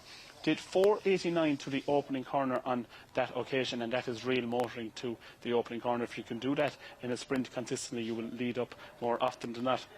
And this one is very well bred as well. Out of the Dam looks like Tracy. She's through some very, very fast sprinters. I remember That's the Why won here in Limerick one night in 1875. Was a very, very fast sprinter indeed. And As Good As New is only July 18. Has only 9 races ran, so is lightly raced and certainly open to further improvement as well. Astra Swift, of course, runs for the My Van Connections, won in 1892 on its last start, doing a split of 4.94. Probably this race you'd want to be doing probably 4.90 to be able to lead up. And of course, Trap 6 for the Nashes, and Dennis O'Malley led up in 4.17 on a 5-to-5 start. I repeated that, we'll see it go very, very close. I'm going to go for Trap 6 in this race and head over to Belligore's Rebel, Long Santiago, Me and Jack, As Good As New, Astra Swift, Castle Ivy Blake. Away from traps, and at the far side, 4 and 5 are away best. 4 is as good as new, and 5 is Astra Swift. It's 5 suddenly with a Swift advantage of a length or so from Castle Ivy Blake as they come off the final turn. It's 5, 6 and 4 as they go towards the 350 line. It's going to be tight. 5 is there to win it. Astra Swift for John Stackpool and Paddy Keane of My Van. The winning time is 18.96. Yeah, 18.96, the winning time of Astra Swift. Not quite as quick as he posted at the start of the month, but he's done it well. It was a level enough break. 5 and 6, Astra Swift and Castle Ivy Blake were best away. But in fairness to Astra Swift, he showed the best early of all. He's just cut off trap 4, as good as new, at the first bend. And that was probably the winning of this. Castle Ivy Blake, in fairness to him, has come again. He's come down the outside and he so nearly has got there in the closing stages. But in the end, it was all about Astra Swift. And that's now win number 5 from 12 starts. And we did say he'd been running in Tralee in the early part of his career, but that recent confidence boosting win at Limerick has stood to him, Joe, and he's done this pretty well. Absolutely, Robin. We saw that by his performance the last day, winning in 18.92, as we said, did 4.94 on that occasion. Certainly improved its break tonight, and that second run around Limerick really showed his improvement, coming out in 4.88, and that's really nice motoring to the opening corner for this sprint. And showed what I really liked about Astra Swift, showed great drive and determination all the way from trap to line for Paddy Keane, and of course John Stackpool of My Van making the trip from Kerry certainly worthwhile. Castle Ivy Blake ran an absolute cracker in the feat for Mike and Noel Nash, of course, of South Liberty's fame, trained of course by Dennis O'Malley, and as good as new also ran a cracking race for the Rob Jobs Syndicate. And that concludes our 5th race here in Limerick. Very, very impressive run by Astra Swift. What? Yeah, thanks for that, Joe. So we're just seeing a third replay of that sprint, and Astra Swift managing to follow up on that recent win. OK, Greyhounds have come out on parade. They'll be coming on parade shortly here at Shelbourne Park for our final heat of the Shelbourne Champion 550. What a competition this has been, not just tonight, but in recent years, and we're already looking forward to next week. There's no doubt about that. But Ian, let's get back to the news and toaster. Glengar Bell was one of the latest Irish Greyhounds in action in the Derby Plate. Many fancy them to go all the way in the Derby. How did he fare tonight? He was second to another Irish dog, Angry Dad, who is a really, really progressive type for Peter Cronin. Both didn't get the flying starts they needed, but raced up into the corner. They were nip and tuck into the bend. Glengar Bale had a narrow advantage. They bumped once or twice, and Angry Dad sort of took up the running off the second bend, and then quickly put it to bed. Put a couple of links between himself and Glengar Bale, who did try and stick with him throughout, but no, Angry Dad emerged a good winner in 29.20 odds. So it was a hell of a run by both the winner and the second, Glengar Bale, who had he hit the lids would probably have gone round in front, but he didn't, and as a result he's headed off the second bend and had to settle for second spot. But encouraging that the Irish dogs are running well both in the plate and hopefully a little bit later in the Derby. Greyhounds on parade, meanwhile, for this 6th race here at Shelbourne Park. Heat 5 of the Shelbourne Champion 550. 1, Croker's Spirit, a really exciting tracker for Jerry Holian and John Croker, son of Scalarmy Daddy and Bowley's Ace, ideally housed on the fence. 2 is Viper's Buzz on Kieran Hicks, a son of Good News and JT Osprey. He's massive pace, this lad, certainly capable of playing a big part. 3, Harrystown King for Matthew Fanning and James Colfer, a son of Drippy's Nidge Marwood Bray. 4, Glendalough for Liam Curley, a son of Patsy Sabbath and Glen Lee. In 5, Ballymac Belvolt, a hugely fast son of Vulturi and Ballymac Beltram, Liam Dowling for the Starboard Out Syndicate. And completing their lineup in 6 is Stories Pee-wee, big leggy type of greyhound, big strong runner. 4, Mert Leahy and Gavin O'Mahony. This fellow was son of Overlimit and Kitty's Box, and if he happened to get loose, well, I can tell you one thing, he can run. He has a 31.10 here for the 575 yard trip, and I'm sure he'll go faster in the future. It's an intriguing contest. Heat 5 of the Shelbourne Champion 550. They're making the way towards traps. Yeah, an intriguing contest it is to finish off the Shelbourne Champion 550 action for tonight. Our 3 to follow is going to start with Trap 1, Croker's Spirit. This one for John Croker, trained by Jerry Holian. He was really good here on his most recent start a couple of weeks ago when posting 28.29. Like many of these, steps up to 550 for the first time, but he's ideally drawn and he's the most likely leader possibly early on. He's lightly raced as well, 3 wins from 5 starts, which suggests the best is most definitely still to come from Croker Spirit, and as we speak he's a short price favourite on the tote. The next of our 3 to follow is Ballymac Belvolt for the Starboard Out Syndicate, trained by Liam Dowling. No look behind Explosive Boy when we saw him a couple last week in the Race of Champions. He clocked 29.74 despite not getting everything his own way. Prior to that he beat Deadly Samurai down in Tralee in 29.88. He has posted 28.49 here at Shelburne Park, so he has run round here at Shelburne Park, and runs beating Bombardier down in Limerick suggests that this lad could be the real deal, and come Derby time in 5 weeks time he could be up there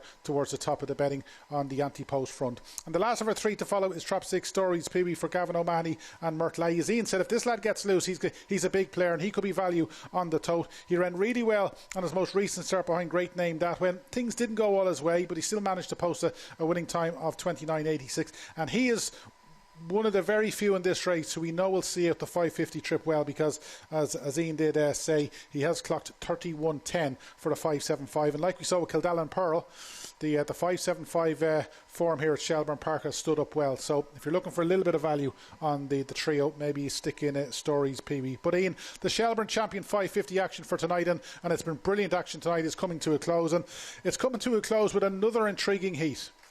Yeah, very intriguing. Really looking forward to seeing Croker Spirit in action here. Not sure if the 550 will really play to his strengths in terms of the extra yardage stamina wise, but the longer run to the corner will certainly be right up the street. He showed unbelievable early speed last time to challenge and head Romeo on Fire into the bend, and any dog that can come from behind Romeo on Fire and lead him on the corner can really race to a bend. Whether he'll get the 550 yards strongly, I don't know, but he may not have to, because if he shows that sort of early speed off a good exit, he could be clear. There are some very fast greyhounds here. Viper's Buzz is particularly fast down the back straight. He's won well here in the past. Ballymac Belvolt, while he is very, very strong, very, very quick, he tends to do his best running when he finally does get to the fence. It's a case of how quickly can he get there. Glendalough is strong. Stories Pee Wee very strong. He's got a great draw on the outside, a really fantastic makeup. You can certainly see him playing a part, but I'm really intrigued to see Croker Spirit. Just don't be surprised if this fellow hit the lids and flashed out, did a massive run from the front, to see his price for the likes of the Derby considerably shortened.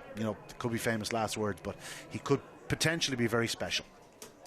In traps for Heat 5, the Shelbourne Champion 550, 1 Croker Spirit, 2 Viper's Buzz, 3 Harrystown King, 4 Glendalough, 5 Ballymac Belvolt, and 6 is Stories Pee Wee. Hair up behind traps, racing, good start by 3 Harrystown King, but takes a bump, and now 1 Croker Spirit showing great early speed, leads up the opening, up into the opening corner, drifts to the middle of the track, but leads by 3 lengths now from in second. 4 Glendalough and 6 Stories Pee Wee will be staying on, so too will 5 Ballymac Belvolt, but Croker Spirit really putting them to a sword to the third bend. 17.19. It's Croker Spirit still on by 5 lengths. 6 Stories Pee Wee in the loose and 5 Ballymac Belvolt, but Croker Spirit will go on to score in impressive fashion. Second is 6 Stories Pee Wee, Ballymac Belvolt third. The winning time 29.69. There's better to come, but it was mighty encouraging from Croker Spirit.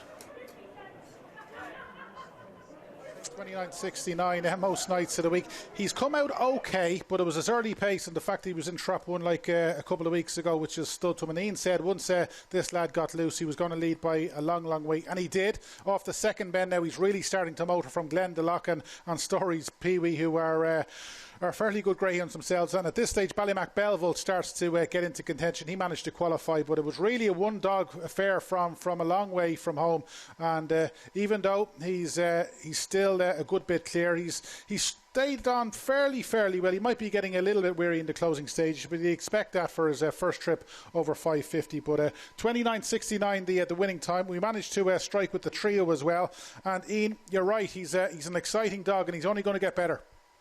Yeah, really nice dog. He's only a September 19 whelp. His brother, of course, won the champion on race down at Kilkenny, Serene Ace. So, there's good pedigree there. He's with Jerry Holy and a very shrewd operator.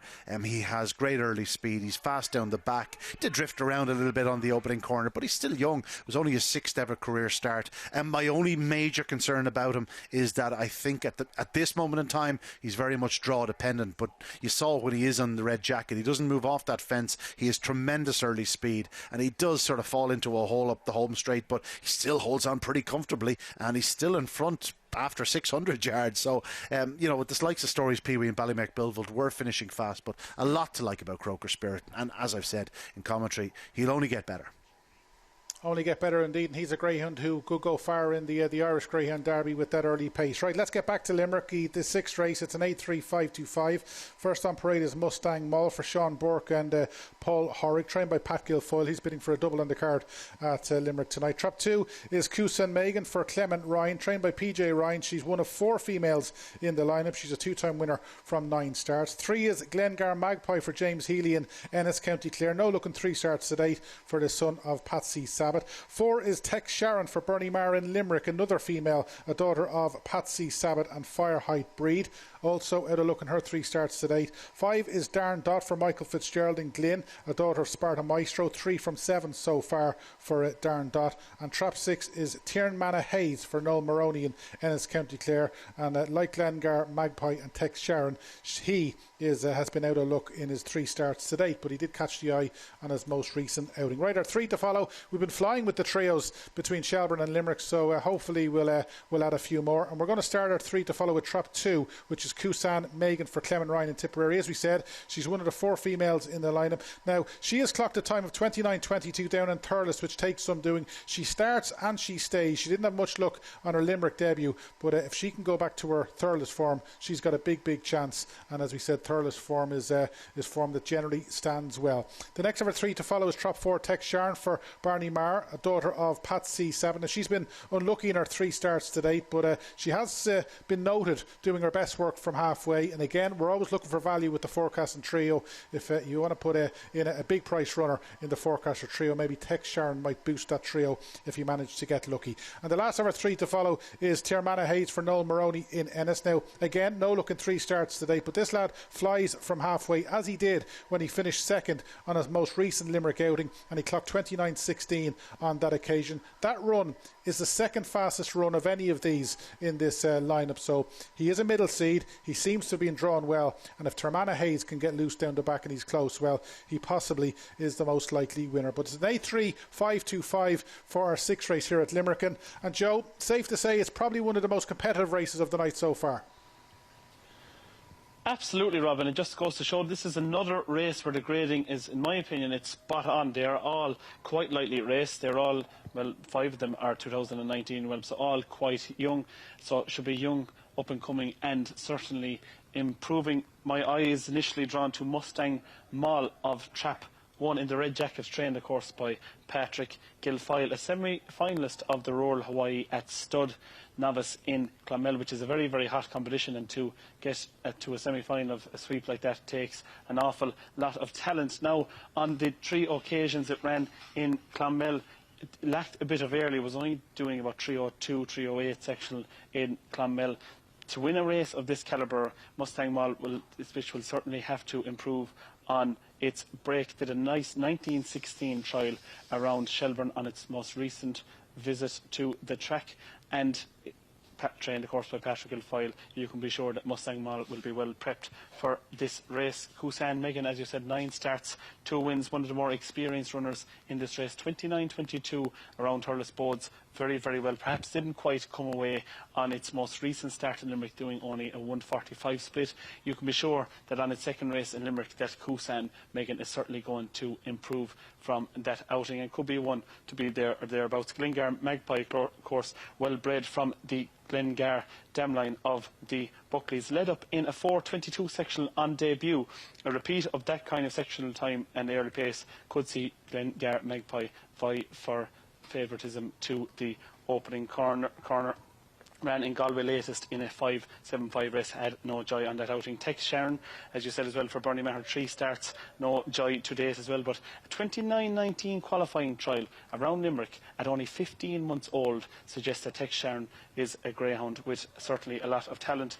Darren Dott, of course, runs for Michael Fitzgerald, 1 on debut around Tralee in 29.63, 7 starts and 3 wins, so a good strike rate. And Tiernan Manna Hayes runs for Noel Maroney. This Clareman is a very shrewd operator. He knows how to produce his greyhounds. Noel Maroney finished quite well on its last outing, coming home in 12.46, which is staying quite strong, and a repeat of that could see Tiernan Manna Hayes bang in the mix for our trios, I'm probably going to go for 1, 4 and 3 Mustang Mall to come out with the victory for Patrick Guilfoyle. Mustang Mall, Suzanne Megan, Glengar Magpie, Tex Sharon, Dam Dot, Tiermana Hayes. We're away in the 6th race, very level break, 6 near side. Tiermana Hayes is quite prominent. On the inside, it's Mustang Mall.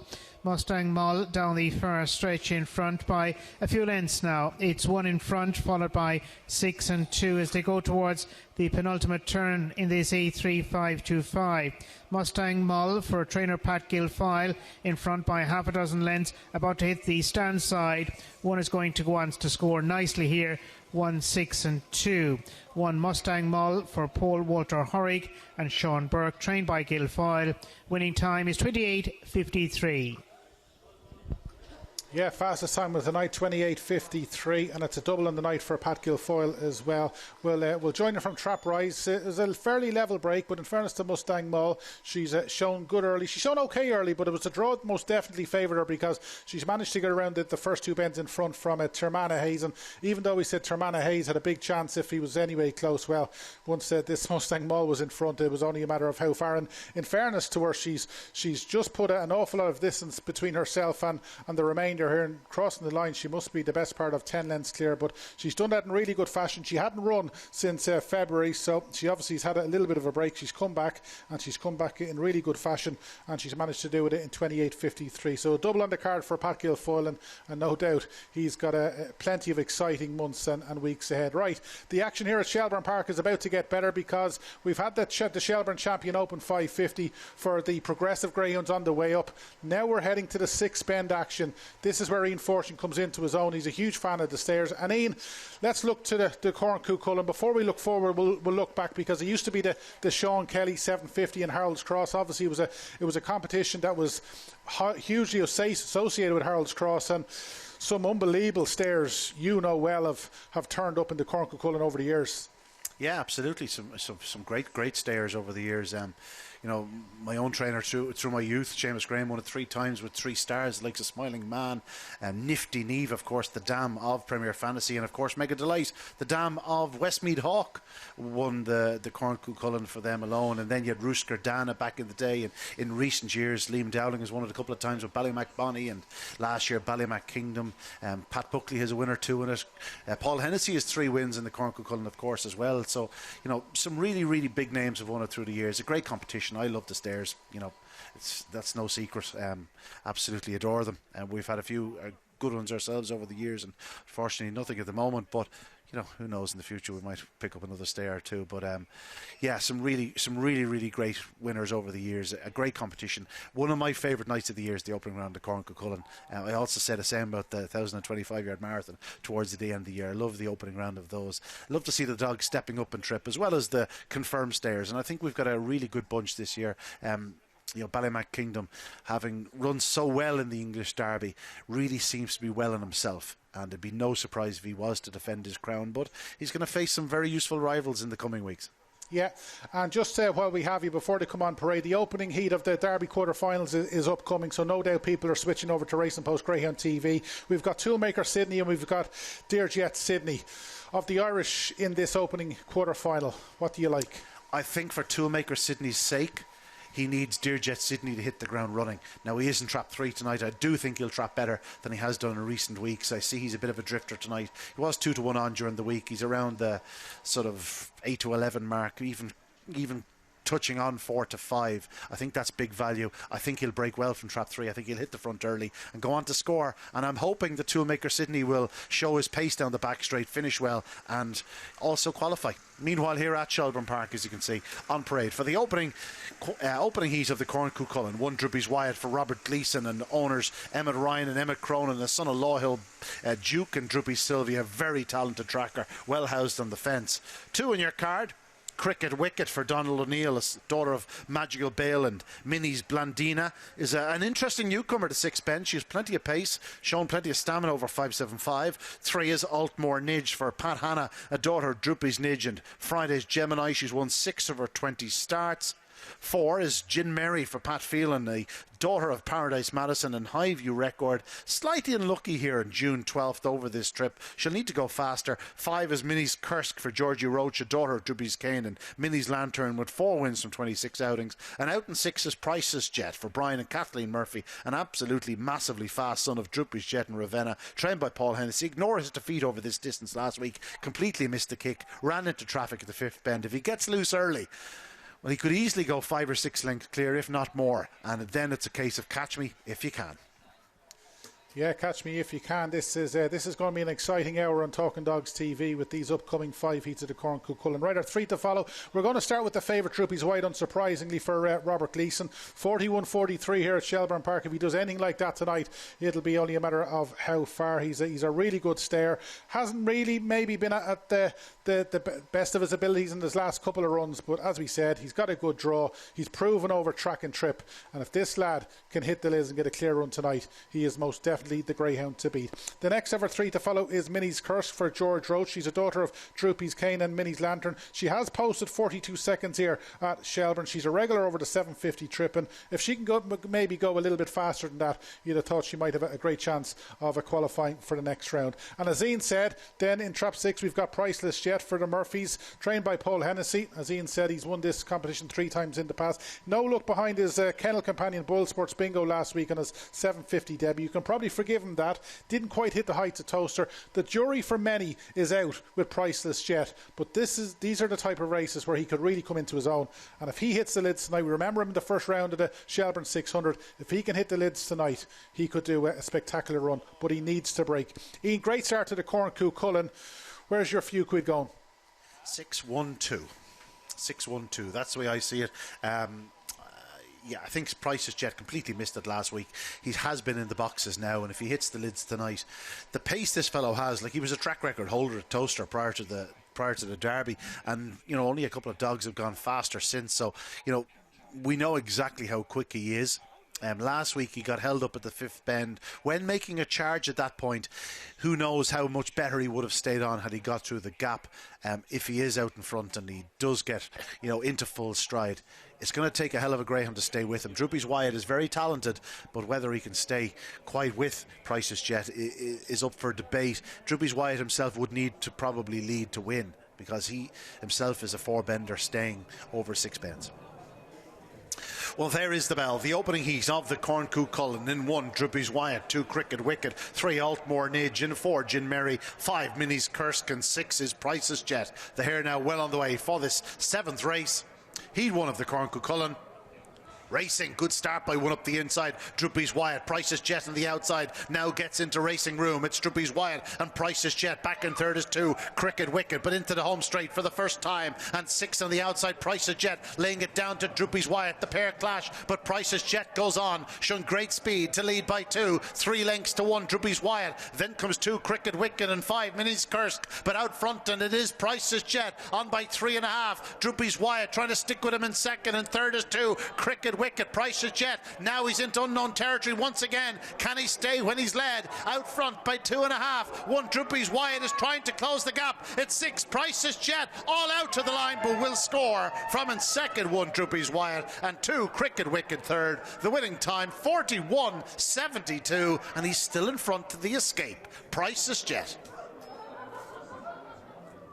Priceless Jet, and this was a buckle that when Druppies Wyatt and Priceless Jet hit the lids, it was a case of match on, and the two of them have run blinders, despite the fact that Priceless Jet has come out on top. Ian said that Druppies Wyatt needed to lead if he was to win. He's hit the lids well. Priceless Jet has come out well, and off the first 2 bends it was a case of, right, here we go, and just crossing the winning line first time round. This is when Priceless Jet gets his nose in front, and he kicks on here at this stage, and it looked maybe at this stage he was going to win quite well, but as we see, the 750 here at Shelbourne Park takes plenty of doing. It was really between the two of those. In fairness to Cricket Wicket and Minnie's Kursk, they did their best to stay with the leading duo, but it was at this stage, right, Priceless Jet is into unknown territory, and Druppies Wyatt has tried to close the gap the whole time, and maybe marginally here we thought he might be just being able to reel in Priceless Jet, but in fairness to Priceless Jet, he wasn't stopping. As we said, the 750-yard trip here at Shelbourne Park takes some doing, and as Ian said as well, he was in front of the escape, and Ian, this run is going to stand to this lad over the coming weeks. Yeah, certainly will. You know, I'm not a great believer that, you know, the more runs they have over, the more likely they are to stay. But at the same time, this dog has a massive engine. I think he'll quickly recover from it. And, you know, he didn't even get the clearest runs because they did bump a little bit. He can come away faster, and if he did, well, he could have gone 5 or 6 lengths clear early. You know, the pure raw brute pace of him. You know, Droopy's Wyatt is hugely talented. He was a Cesarewitch finalist. He's a dog with some massive runs on his card, and Price's Jet to pull 3-4 lengths clear of him like he did, you know, that just goes to show how awesomely fast he really is. A good display by Price's Jet, a really good display by Droopy's Wyatt, and Cricket Wicket ran well in 3rd spot. But, you know, a lot to like about the front two, and if they get their way in the next round or two, they'll still be there come the final. You never know.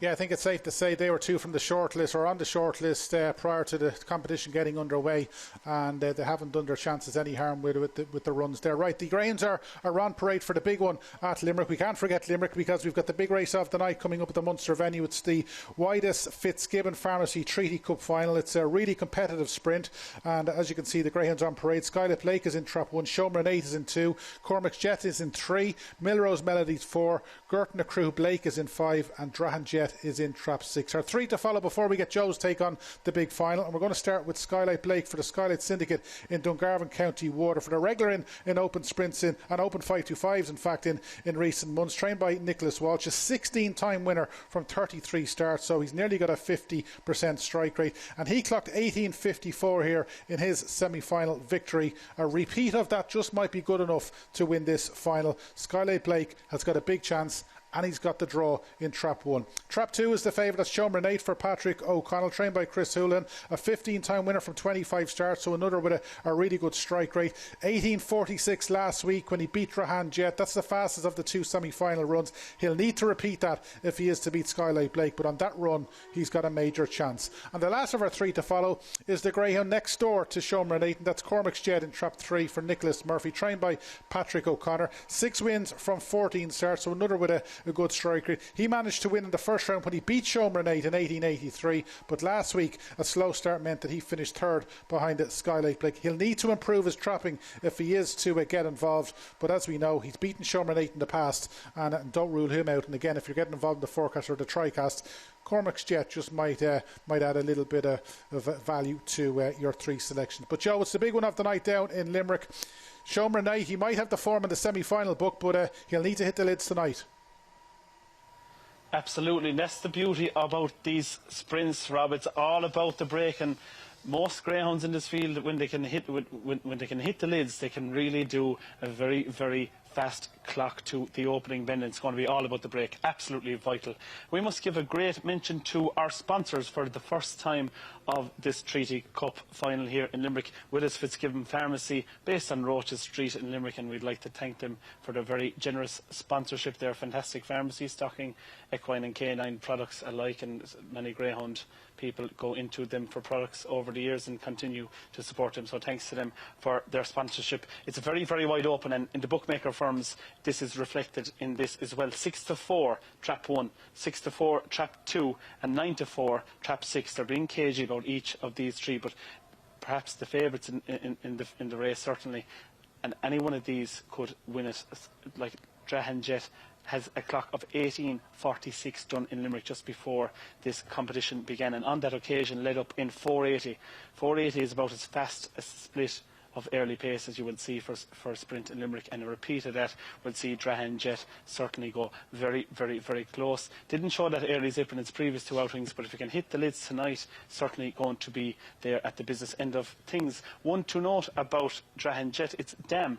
Our Drahan Zindi actually won the Limerick Oaks in 2017, was also a semi-finalist of the 750 Corn Cuchulainn as well at the time, so very, very well bred, and only 8 starts and 4 wins. Very lightly raced, perhaps the most lightly raced out of this bunch, and only July 19 whelping. If you can find that improvement tonight, I really, really fancy the chances of Drahan Jet. Skylight Blake has been a model of consistency, certainly a dream greyhound to own for the Skylight Syndicate of Dungarvan, and trained by Nicholas Walsh. 33 starts and 16 wins. That's almost a 50% strike rate. To have that kind of a strike rate from 33 starts is just phenomenal, and this greyhound is very genuine, very consistent, and if Skylight Blake can repeat its break over the last number of weeks, it'll certainly be in the business end of things. Curtin McCreary Blake runs for the Kellys of Kilmedia, local runner for them. They're only out the road here, and I know this runner in the final treaty couple will mean an awful lot to them. We're heading over to Mel for the commentary. Very, very exciting race ahead. The runners: Skylight Blake, Shomer Nate, Cormac's Jet, Milrose Melody, Gert McCreary Blake, Trahan Jet. The break will be important. 4 gets a good one, which is Milrose Melody. So 2, 5 and 6 on the outside. Skylight Blake and Shomer Nate have it all to do as 4. Milrose Melody has built up a big head of steam here, hitting the final bend. Milrose Melody leads from Shomer Nate going towards the line. It's 4 from 2, and 4 causes an upset to win in 1868. Milrose Melody for Leanne Rafferty. 1868 the clock. 1868 the clock, and as we allude to all the time, it's so important to hit the lids in sprints, and that's exactly what Milrose Melody did. The traps 1, 2 and 3, Skylight Blake, Shomer Nate and Cormac Shed have completely missed it. It was a final dominated by the outside traps, but once Milrose Melody led, despite being traffic problems in behind, it was very unlikely he was ever going to get caught. He's a son of Ballymac Matt and Log Hill Linda, and he's been doing his best work in the closing stages of his recent sprints, and it wasn't maybe the biggest of surprise that he's done this, because he's a good clock at Newbridge in 1767, and he's done that in 1868. Joe, we said it, it's all about hitting the lids, and that's exactly what Milrose Melody did. Absolutely, and a fantastic success for the Rafferty family of Roscrea and Boris O'Kane. I was talking to Michael Rafferty today, and he was quite upbeat about the chances of Milrose Melody. Only had 2 wins to date from 19 starts, but definitely that statistic is not reflective of Milrose Melody's true ability. 485 split, and this is key. It's all about the break in these sprints, and Milrose Melody really ping the lids, and credit to the Rafferty family. They had Milrose Melody, as you said, son of Ballymacmat, in prime condition for the Treaty Cup final. Well done, and congratulations to all connections there, the Rafferty family winners of our Willis Fitzgibbon Pharmacy Treaty Cup final. Thanks for that, Joe. Right, as you can see, the Greyhounds are coming out on parade for the second heat of the Corn Cuchulainn 750. This possibly is the race of the night, and I'm going to let Ian Fortune tell you more about that. Ian, any word from Toaster, because that opening quarter-final might just be in yet? Yep, Dear Jet Sydney, thankfully the defending champion has maintained his unbeaten record in the competition, leading on the opening corner. Didn't get a flying start, but charged up the inside, led on the bend, and Toolmaker Sydney qualified in third. So the 2 Irish Greyhounds progressing in first and third. On so to the second heat of the Corn Cuchulainn. The runners in 1, Ballymac Wisdom, a real powerhouse for Liam Dowling, a daughter of Definite Opinion, Coolavani Angie, perfectly housed on the fence. 2 is AK-47 for Pat Guilfoyle and Sean Burke and Alan Kelly, a daughter of Oldham Spy and Mustang Vienna. She was favoured to win the Cesarewitch earlier on in the year. In 3, Redza Regira, owned by Pat Redden. This is a Dora Kinloch Bray, and Redza Ruby is 41.63 on her card back in November. She'll need to repeat it. 4 is Boyle Sports. Bingo made a tremendous start to his 6-bend career last week for Paul Hennessy, Liam and John Boyle, a son of Superior Product in Glenlee. 5, Sporting Patch. She won't be in front early, but none will finish faster. Jerry Griffin from Mike Rowe, a daughter of Ballymac Esky and Any Kisses, a finalist in the TV Trophy last time seen. And out in 6 is Piercestown Mist. Good winner over this trip last time out for Johnny Kavanagh and the Misty for Me syndicate, a daughter of Ballymac Esky and Piercestown Mall. This is a considerably tougher test. Cracking race to look forward to. Heat 2 of the Corn Cuchulainn. Yeah, cracking race indeed. Right, let's start our 3 to follow with Ballymac Wisdom. As Ian said, a powerhouse over this trip. Has done 41.40 for the 750 here at Shelbourne Park. Was second behind Boyle Sports Bingo and finished ahead of Priceless Jet here on its most recent start. Starts and stays, and most definitely is one for the trio if you're getting involved on the Bark and Buzz app. The second of our 3 to follow is Boyle Sports Bingo for the Boyles in down, trained by Paul Hennessy, bidding to give Paul a quick fire double in the competition. As we said, made all to beat Ballymac Wisdom last time out, but is in trap 4 tonight. He does his generally best work in towards the rail, but and we saw him over in Toaster as well when he was in trap 1, but it's a step up from last week, and it'll bring interesting to see if he can make it 2 from 2 over the 750-yard trip. And as Ian said, our 3 to follow is Sporting Pat. You mightn't see her early on, but you'll be seeing her in the closing stage. She's a daughter of Ballymac Esky and Any Kisses, trained by Jerry Griffin, a regular over 750, a regular over further 850, and she's won over 1,025 yards. As Ian said, the last time we saw her was in the TV Trophy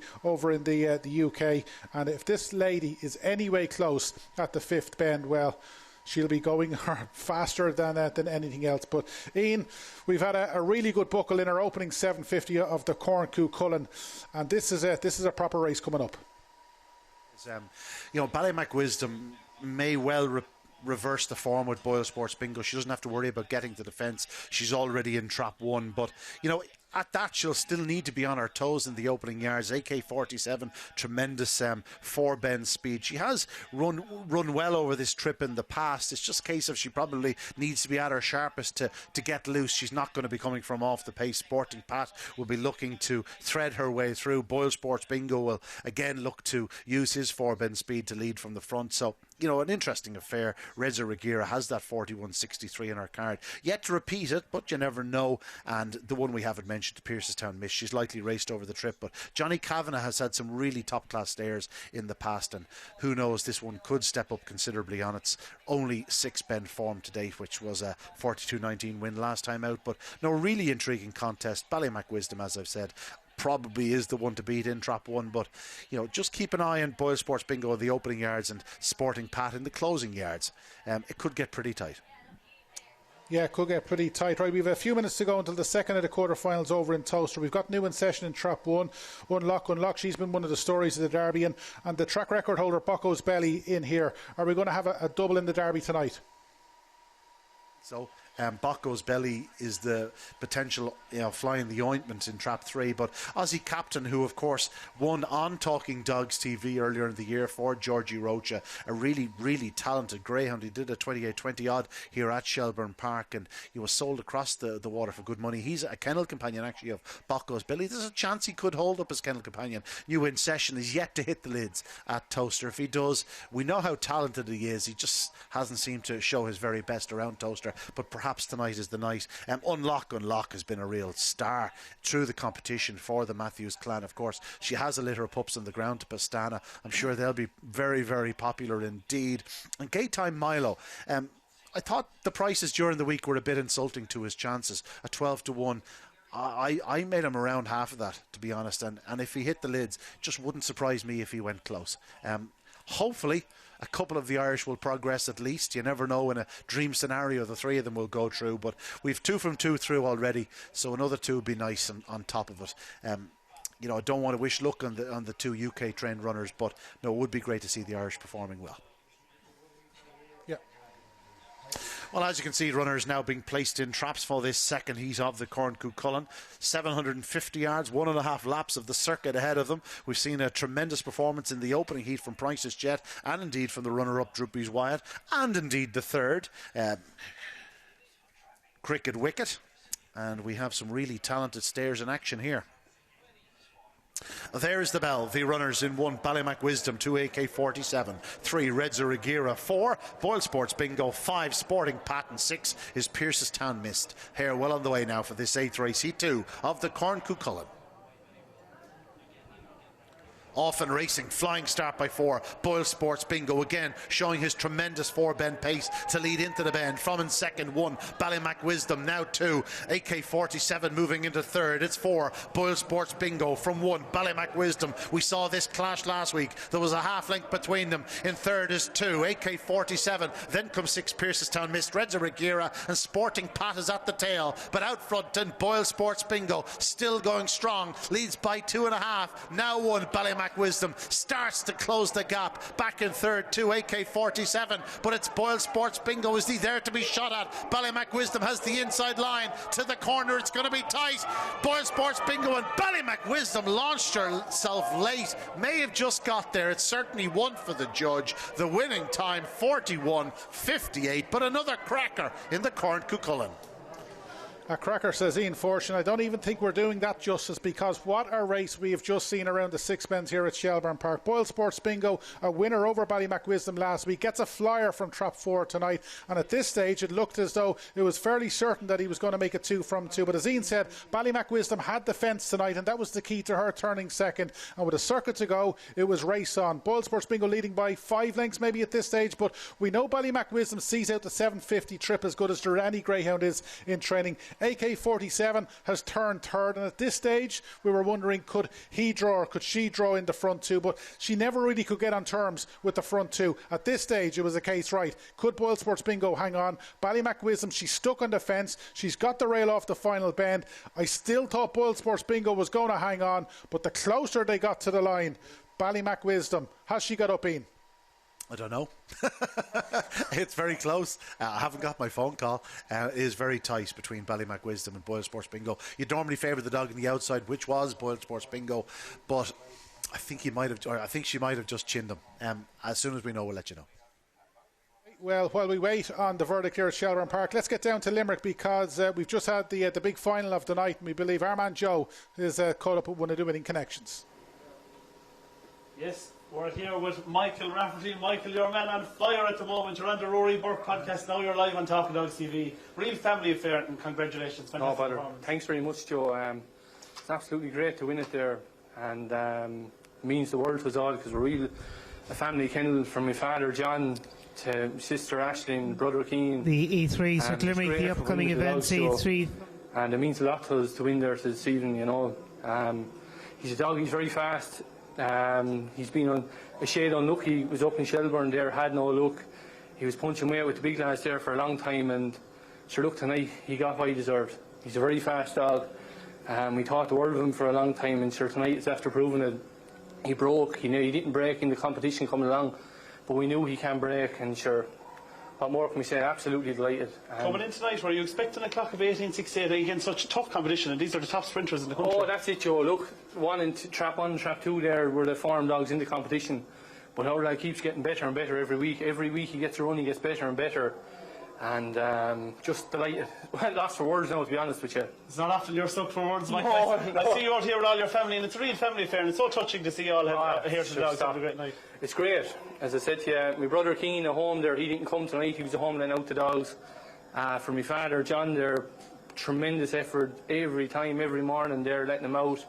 My sister Aisling there, you know, it means the world to us, because it's a real family based kennel, and like as I said, you'll get what you put into it, and all I can do is, I'm only here talking for the family, and I'm over the moon, you know, delighted. Absolutely. And the future plans, Michael, for the dog, I suppose? Sure, look, we'll find something, probably another, maybe the Fair Warrior, Mullingar. Last year we had him ready for it, and he got knocked over at the first bend in the first round of it, and he was knocked over. It took him a long time to recover from it, and your options are in this, Michael. Yeah, that's it at the minute, and we still could have an A3 5-5 in the bag for that lad. Yeah. Well, Michael, well done. We're delighted for you and the family. Well done, and we hope to see you back here. And thanks very much to Limerick Greyhound Stadium for putting on such a wonderful stake there, and the track is in superb, and the staff here, absolutely, it's a credit to them. And all I can say is thanks a million. Thanks very much for everyone that went such a wonderful effort. And the Talking Dogs TV presenter isn't too bad either. Joe, he's not bad looking for it. Thanks very much. Cheers, Michael. Thanks a million. I thought there was only one Joe Sheahan in there in Limerick. I think he's most definitely met his match. He's met his twin, I think, tonight, Ian Fortune. Right, Ian, we can see you. What's the word? Have we got our first ever dead heat on Talking Dogs TV? Nope. As I said to you, never a doubt, Ballymac Wisdom won. 1, 4 and 2 is the way to finish. 41.58. Fine display by Ballymac Wisdom.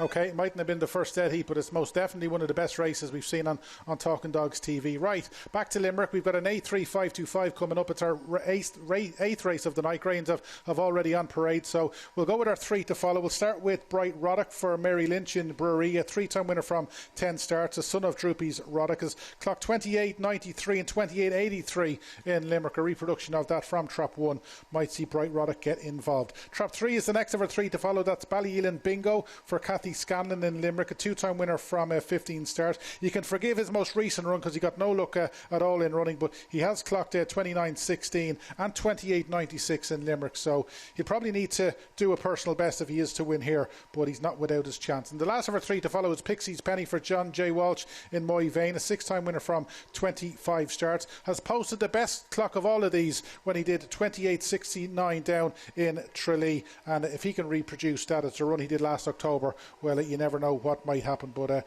he looks to have a good draw in Trap 4, and we know he can do it. But it's our A3 525 coming up. It's our 8th race of the night. Joe, give us the winner. Always looking for a winner, Rob. My idea of a winner here is probably trap 1, Bright Roddick for Mary Lynch. That red jacket should suit Bright Roddick. Certainly has 10 starts, 3 wins, has a nice touch of early pace, and if he can get away, sure to be there at the business end of things. I think Tallyho Midas, the Walls of Tallyho have been in exceptional form this year. They're leading the winning owners leaderboard with 19 winners thus far this year, so they're going very, very well. From trap 6, perhaps the draw mightn't suit, but can go to the opening corner in 4.22. A repeat of that break is sure to see Tallyho Midas there or thereabouts. A 28.99 victory back in April. 18 starts, 5 wins. Very, very nice strike rate for Tallyho Midas. I also like Ballyellen Bingo, of course, for the Scanlon family of Ballingarry in West Limerick. Only 2 wins from 15 starts. One on debut here in Limerick, 1917. Certainly has ability, perhaps lacks a bit of early pace in the early starts of the race. O'Garney Zorro runs for the ever-shrewd Helen Coffey of 6 Mile Bridge. Hasn't won since March 2020. Had shown ability certainly previous to that with the likes of 28.99 victory, but perhaps has a tough assignment here. But as I said, my idea of a winner here perhaps is trap 1. Ronnie Woods, as we alluded to earlier on in the card, is a very, very shrewd trainer. He comes in here with Vigorous Vincent, of course. Ronnie synonymous with all the Vigorous prefix. Greyhounds, 25 starts and 6 wins, so has a bit of consistency. 1920 requalifying trial a number of weeks ago. This actually Greyhound ran in the first round of Ledger in 2020, so certainly Ronnie Woods thinks a bit of Vigorous Vincent, and if he can show a glimmer of old form, perhaps Vigorous Vincent can be there at the business end of proceedings as well. Pixie's Penny actually did a requalifying trial a number of weeks ago alongside Haddington Lady, who was the syndicate owned by the Joe's Army Syndicate, which I'm a part of, and ran quite well. They actually finished there was only about a head between them, but Pixie's Penny won that trial in 1920, and I spoke to his owner that night at the trial, John Walsh of My Van, and he was very, very optimistic about Pixie's Penny. Has some very nice runs done. 28.69 clocked around the Tralee track with a 3:04 sectional. Doing a 3:04 sectional around Tralee, you need great early kick to be able to do a 3:04 sectional, and when I spoke to the owner, John Walsh, that night of the re-qualifying trial, he was quite optimistic. He said the dog had been off the track with a slight niggle, but was coming back and did quite a nice run.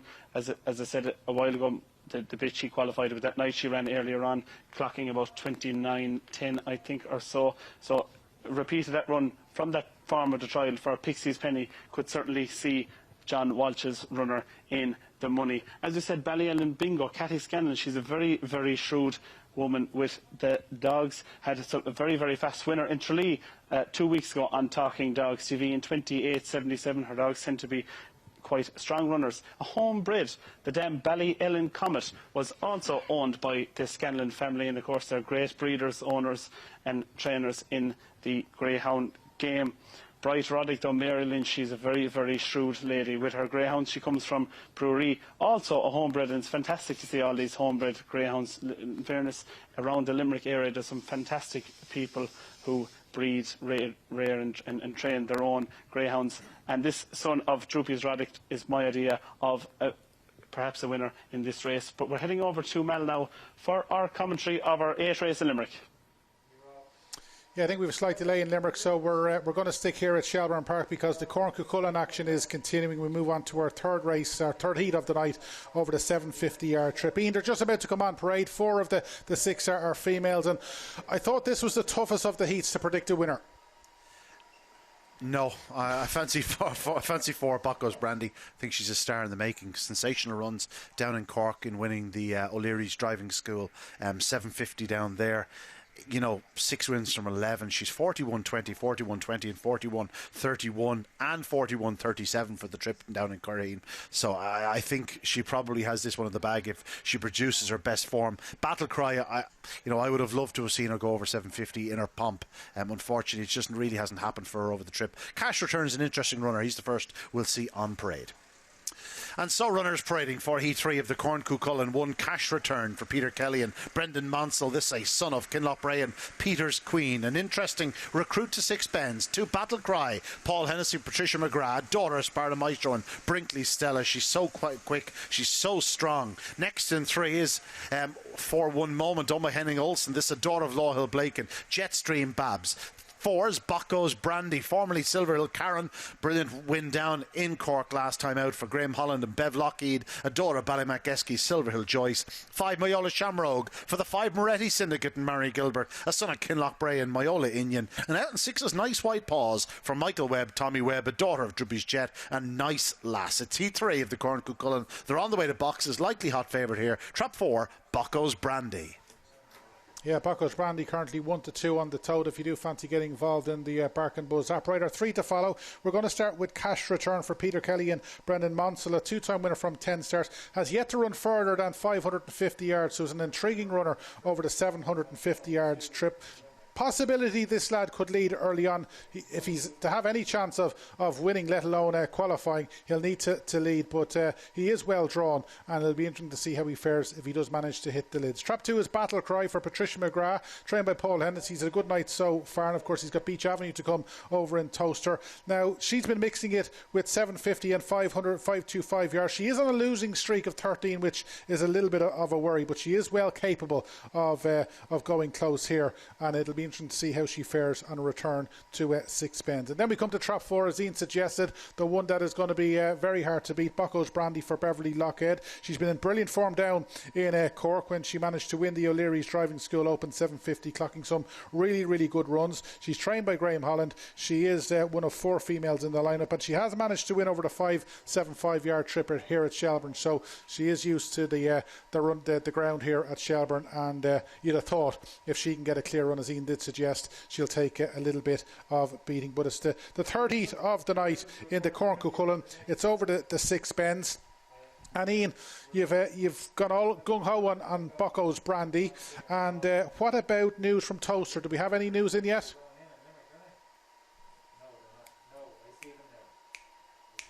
It up on the opening corner, and Lock actually led into the corner, but there was a bit of a domino effect, and Gate Time Milo found himself in front off the corner. New In Session turned second. Bocco's Belly ran on very strongly to grab second spot, but Gate Time Milo, a tremendous winner for Graham Holland and the Riverside Kennels outfit, in second spot. Bocco's Belly, New In Session third. Sadly Unlock after her brilliant Derby campaign thus far didn't qualify. She was back in fourth, so a good return for the Irish. Another 2 through to the semi-finals next week. But as you can see here at Shelbourne Park, they are going to traps for Heat 3 of the Corn Cuchulainn, a cracking race to look forward to. I believe we'll be heading straight over to Limerick after this, but we may come back to watch the replay after that.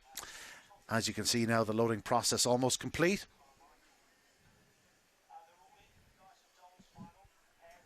Again, Bocco's Brandy. It's just interesting to see how she takes to a return to Shelbourne Park. Obviously, the 750 yards isn't a problem to her, but just getting a run, well, you never know what might happen in this short little run to the corner. But if she does get a clear passage, Bocco's Brandy will be pretty hard to stop. It's her first start as Bocco's Brandy, of course. She won the O'Leary's Driving School Open 750 as Silverhill Karen.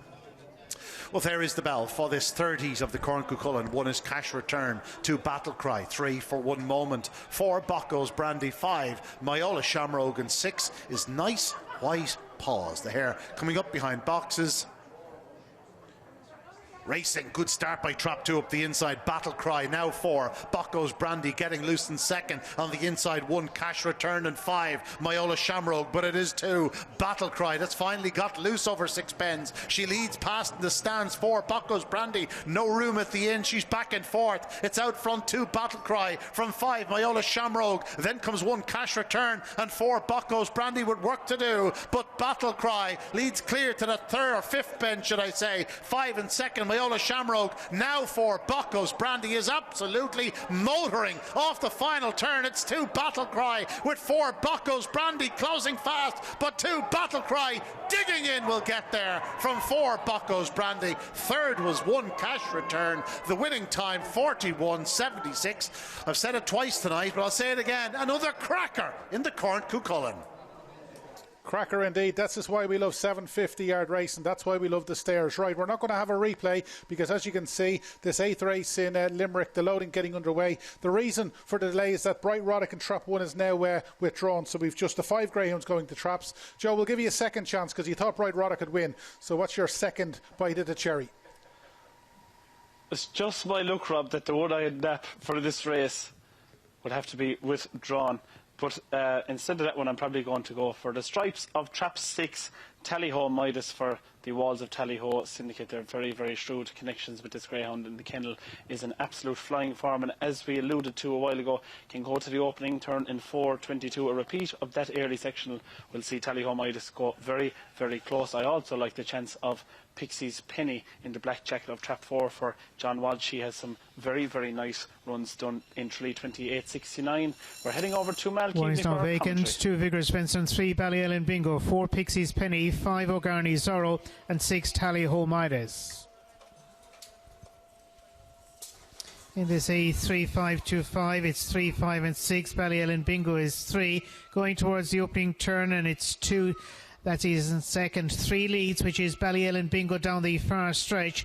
It's 3-2-5. Trap 3, Ballyellen Bingo for Cathy Scanlon from Ronnie Woods' Vigorous Vincent. Little between them now as they move through the third and onto the fourth bend. It's 3, followed by 2 and 5. Ballyellen Bingo heading towards the line, and it's 3:29.01. Ballyellen Bingo has won the 8th race, the upcoming events A3525.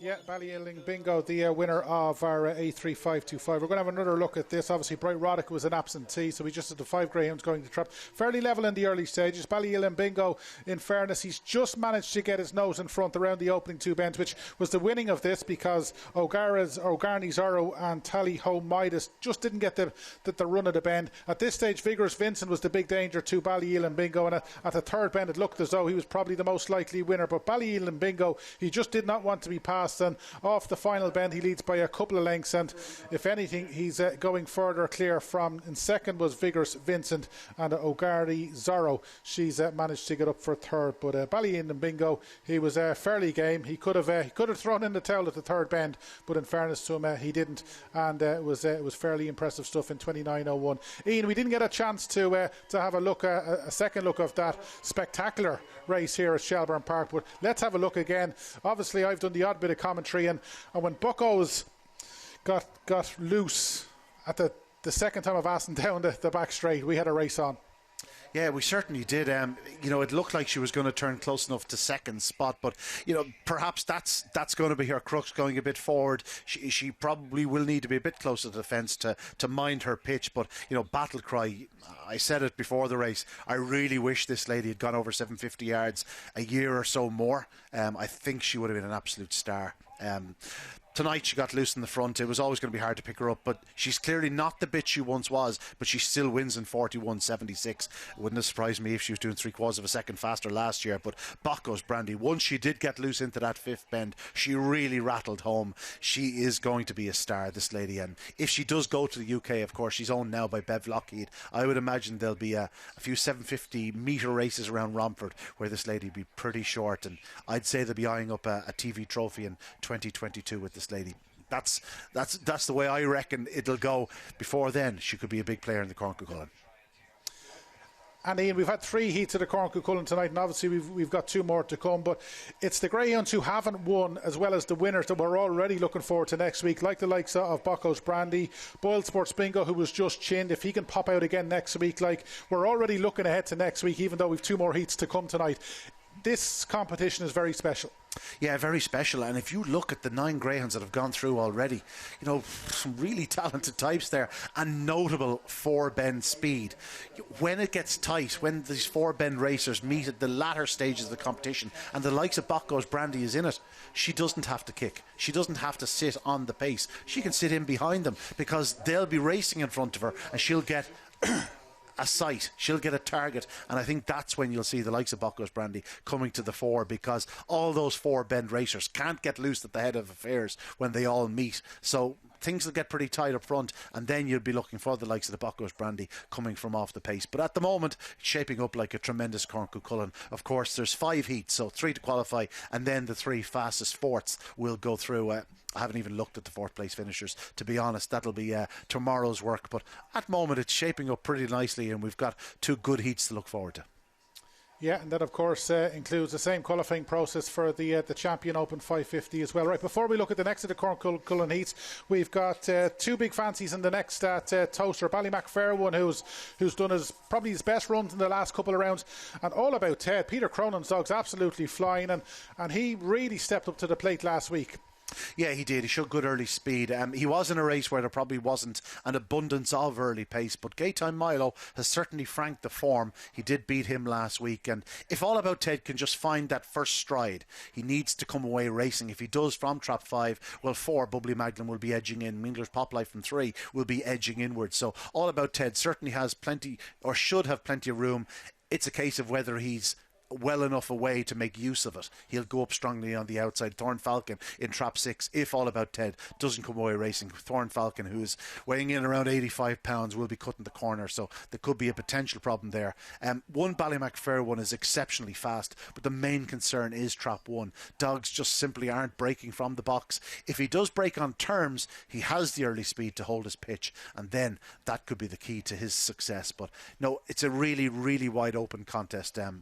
I know it's an overly used term, the wide open contest, but it certainly is in this case. It's a 3-1 the field race, and we're just hoping for a bit of luck. If one of the 2 got through, great. If the 2 of them got through, dream scenario. We've already got 4 in the semi-finals. It'd be nice to have another few. Yeah, and it's funny how the difference a couple of weeks make, because a couple of weeks ago we were a little bit disheartened. Things weren't really going Ireland's way over in Toaster, and we're at quarter-finals night. 4 of the 5 are already through. Our dogs have performed well in the plate.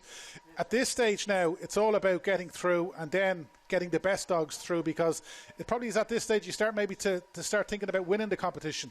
We're thinking about winning it a long time at this stage, Rob. Tonight is the night we take over from England in terms of superior numbers. We've got 4 through from 2 heats. We have 4 runners in the final heat, so we're guaranteed 1 more. That's 5. So, the odds are that we'll definitely have at least 7 in the semi-finals, maybe 8, maybe 9. You never know in a dream scenario. Yeah, it's ours to lose. Ours to lose, yeah, and no doubt Ian will be letting you know how Ballymac Fair won and All About Ted get on in due course. They'll be going to traps in Toaster very shortly. Right, we've got the penultimate heat of the Corn Cuchulainn action coming up. Ian, obviously we're going to get your thoughts on this maybe after they go on parade, but something we wanted to mention was the reopening of Lifford, because that was news which came through earlier in the week. Obviously Lifford is the home of the Northwest Derby, a big stake that went on in Lifford for a long time, and that was great news that they were granted a licence earlier in the week. Absolutely tremendous news. They're going to further on, so they're going out on their own. They're not getting any help from the GRI, but they submitted a business plan. It all made sense. They've got the right men at the helm. It's a tremendous track. It's a tremendous stadium. It's a beautiful part of the world. I'm sure they'll be able to get plenty of tourists going up there. I'm sure they'll get plenty of doggy men going up there too, because when the likes of Paul Lawrence, Harry Finlay, Cathal McGee and many others that are very intelligent in the ways of greyhound racing are involved, I'm sure they will do plenty of things that will look a bit strange at the start, but I can promise you one thing: they'll do their utmost to make it a success, and I can't wait to get up there. I may just pencil in the opening night, and really I'll do anything in my power to help them, because it's great to see tracks opening. We've seen enough close. Let's get more opening. Meanwhile, here at Shelbourne Park, Heat 4 of the Corn Cuchulainn, the Greyhounds on parade. The first we're going to see in the red jacket is Quizmaster Eddie, and Quizmaster Eddie is owned by the Jackser Wild Syndicate, trained by Owen Doyle, a son of Clonbrine hero. Next in the blue jacket we have Ballymac Kingdom for Liam Dowling. This is a son of Definite Opinion and Coolavani Angie. 3 is Glenduff Cally, owned by Sean Meany, Adora Kinloch Brayan, So Said Sarah. 4 Burgess Elite for Sheila Spillane and JJ Fennelly. This a son of Kinloch Brayan, born elite. 5 is Ballymac Juliet for Liam Dowling, a son or daughter of Vulturian, Ballymac Breeze. And out in 6 is Ripley Lad for Austin Kelly, a son of Drubby's Kane and Fork Lightning. It's Heat 4 of the Corn Cuchulainn, an absolutely thrilling contest to look forward to. They're on the way to traps. Yeah, thrilling contest indeed to look forward to. And our 3 to follow, we're going to start with the defending champion, Ballymac Kingdom, for the Dowlings. He's a 14-time winner from 32 starts, 41.27 here at Shelbourne Park. That's one of the fastest runs in recent years. He's the defending champion. He's the one to beat. And if Ballymac Kingdom can hit the lids tonight, he'll take plenty of catching. The next of our 3 to follow is his kennel companion, Ballymac Juliet, also for Liam Dowling. She, of course, is making, well, having her second start over 750, but she's returning to 750 after contesting some top-class bitch races here at Shelbourne Park, the Puppy Oaks and the Irish Oaks, and she's a fascinating runner back over 750 yards trip. She didn't get the run of the race the last time we saw her over 6 bends at Limerick, but she's a stronger greyhound now, and it'll be fascinating to see how she gets on if she gets a clear run. And then we come to Trap 6, who's a regular over 750 yards. It's Ripley Lad for Austin Kelly, a 13-time winner from 46 starts. He's the sole wide seed. We know he can do it over this trip, 41.64.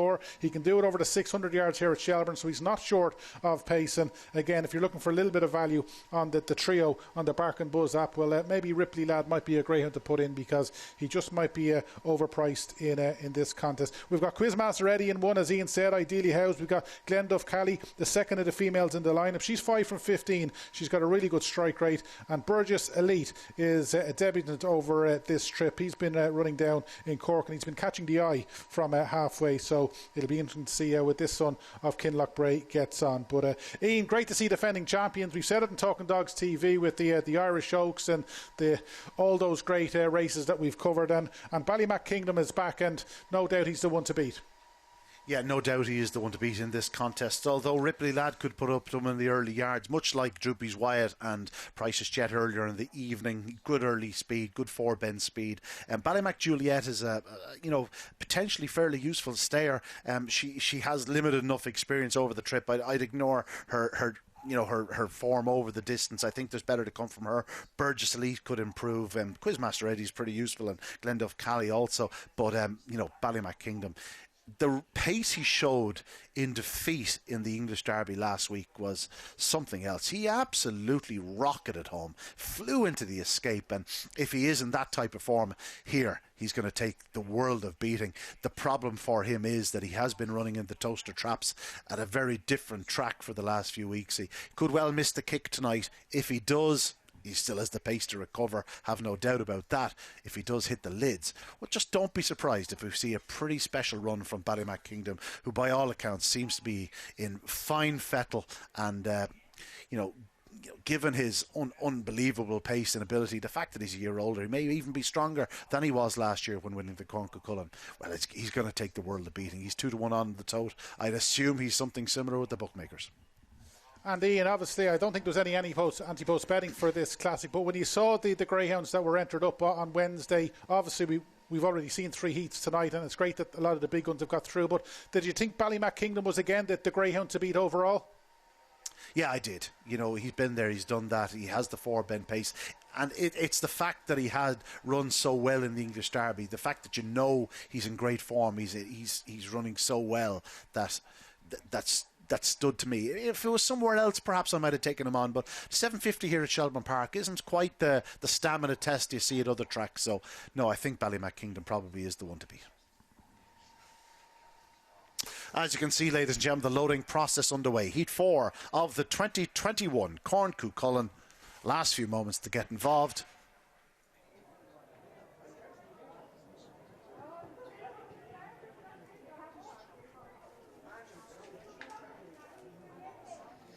That's it now, the last couple just being placed in the traps.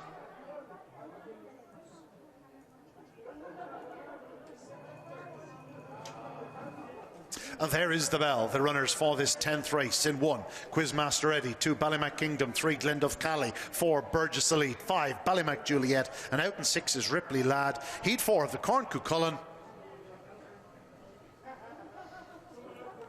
And racing, good start by Trap 2. Ballymac Kingdom up the inside of the track. Now 5. Ballymac Juliet laying it down to her kennel companion. It's Ballymac Juliet with 2. Ballymac Kingdom back in third spot. You have 4. Burgess Elite, but Ballymac Juliet leads from Ballymac Kingdom at 4. Burgess Elite around the third and fourth bend. Still 5. Ballymac Juliet, but Ballymac Kingdom is poised in second. So 2-4. Burgess Elite back in third to the fifth bend, and it's Ballymac Juliet, but she's a sitting duck. Here comes 2. Ballymac Kingdom shoots to the front, but 4. Burgess Elite is also moving with menace off the final turn. It's 2. Ballymac Kingdom. Burgess Elite in second spot to the line. Ballymac Kingdom all out will get there from 4. Burgess Elite and 5. Ballymac Juliet. The winning time 41.62. More brilliant racing in the Corn Cuchulainn.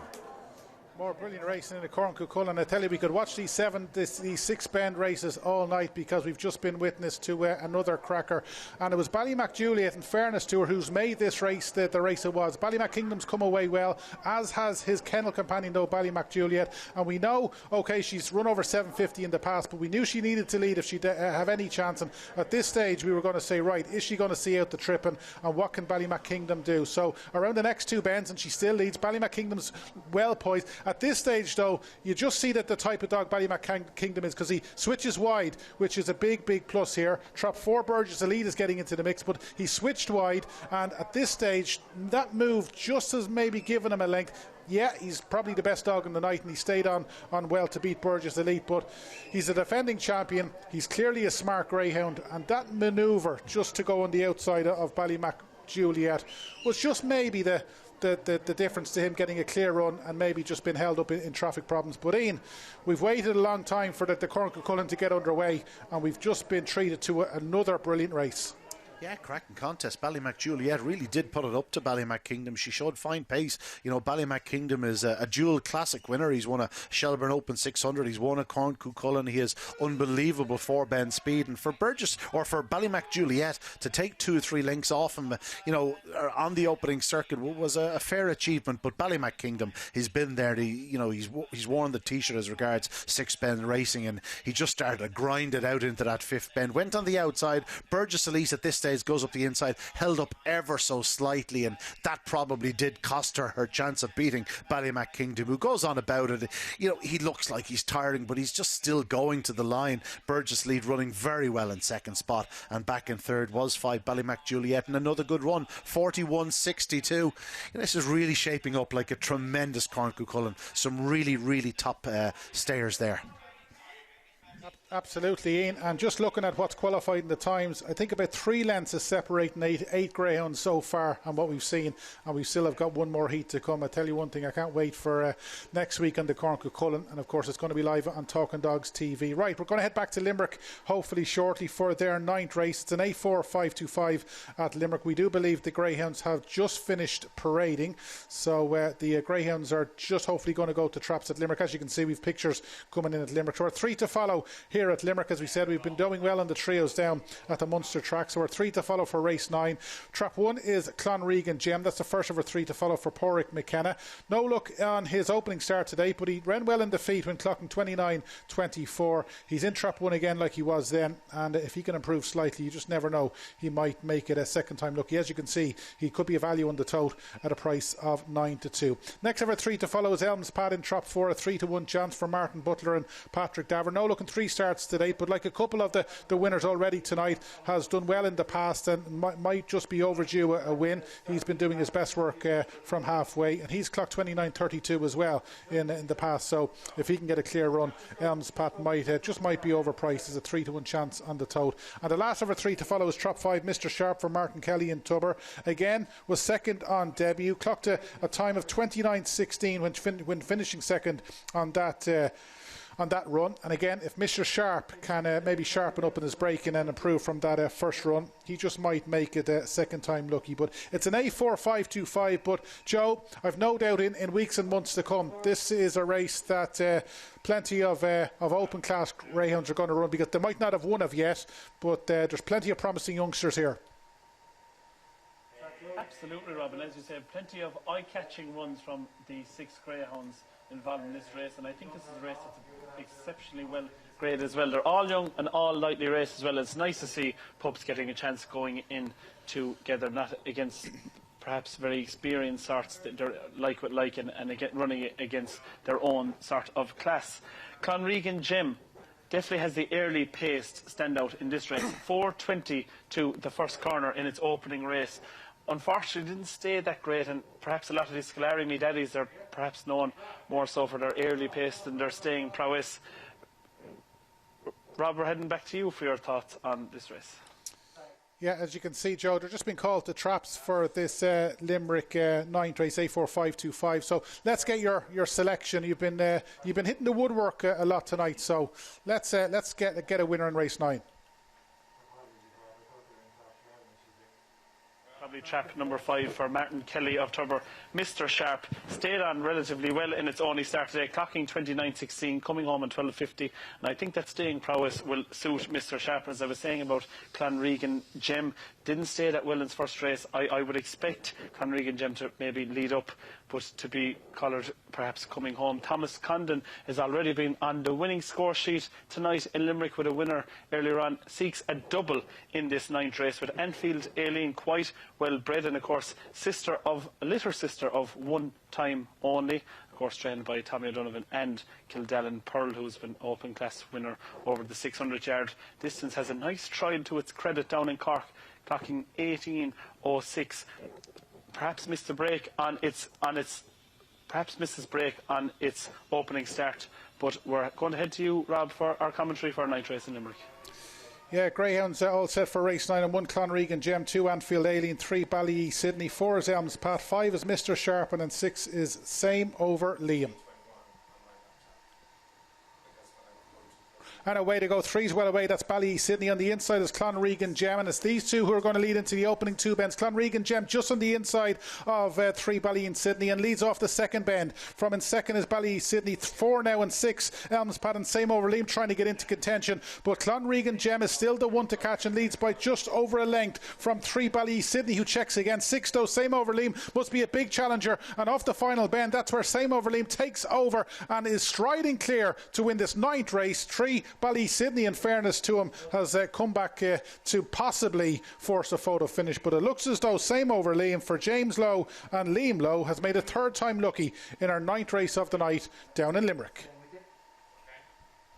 So as you can see, we're going to have a replay of this 9th race, this A4525. It was a fairly level break. 3 Ballyeast Sydney was well away, as was Clonregan Gem. These two showed the best early around the opening 2 bends. A little bit of traffic problems in which Clonregan Gem came out best of, but that opened it up to the likes of Elms Padda and Same Over Liam, who has managed to do some wonderful track craft to get into contention here, because he had the pass of a lot of dogs who were coming back to him. Still, Clonregan Gem was the one to catch, but there goes Same Over Liam. He switched from outside into inside, and once he led off that final bend, it didn't look as though he was going to get caught, although Ballyeast Sydney, in fairness to him, has managed to come back. But Joe, it looks as though Same Over Liam has just held off the renewed challenge of Ballyeast Sydney, but another cracker down in Limerick.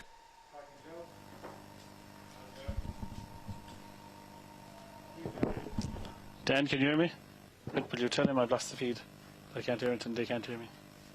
So having the odd technical difficulty, we're just going to have another look at this Limerick race before we talk about Corn Cuchulainn and English Derbies with Ian. But halfway up the back, Clonregan Gem, everything in fairness went his way, and he looked as though he was going to make a 2nd time lucky.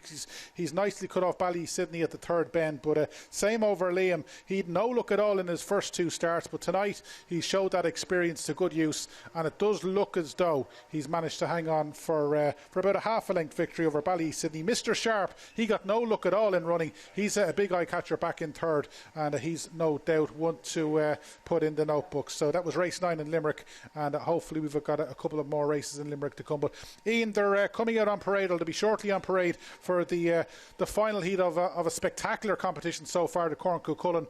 But what's the news from Toaster? We had 4 from 5 through.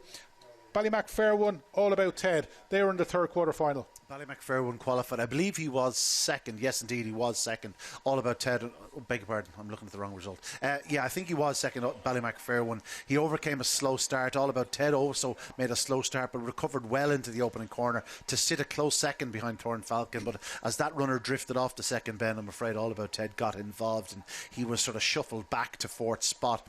Ballymacfairwan showed great pace down the back straight, stayed on well to grab second on the line. Thorn Falcon, a good winner, but Ballymacfairwan, had he come away on terms, or indeed had All About Ted come away on terms, both would have won. Unfortunately, Ballymacfairwan progressed without All About Ted, and I'm afraid only one of the Irish did qualify. So we have 5 through.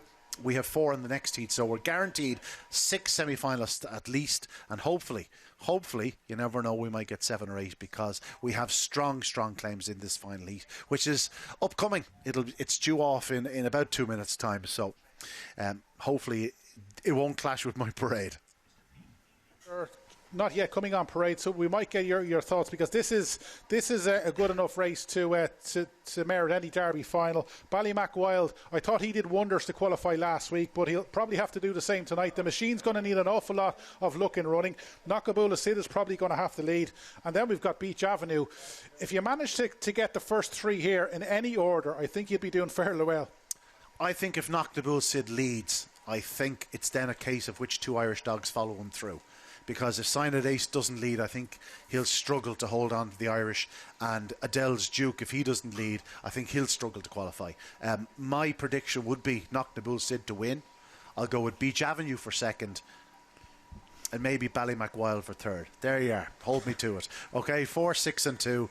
Knockaboola Sid to beat Beach Avenue and Ballymac Wild. Okay, lovely stuff. Hopefully Ian's right, because if he is, it'll be 3 more in the pot, and that'll have, I think that'll make it 8 Irish Greyhounds of the 12 in the semi-finals. I'll tell you one thing, we'd most definitely take that. Right, back to the stairs here at Shelbourne Park, Ian.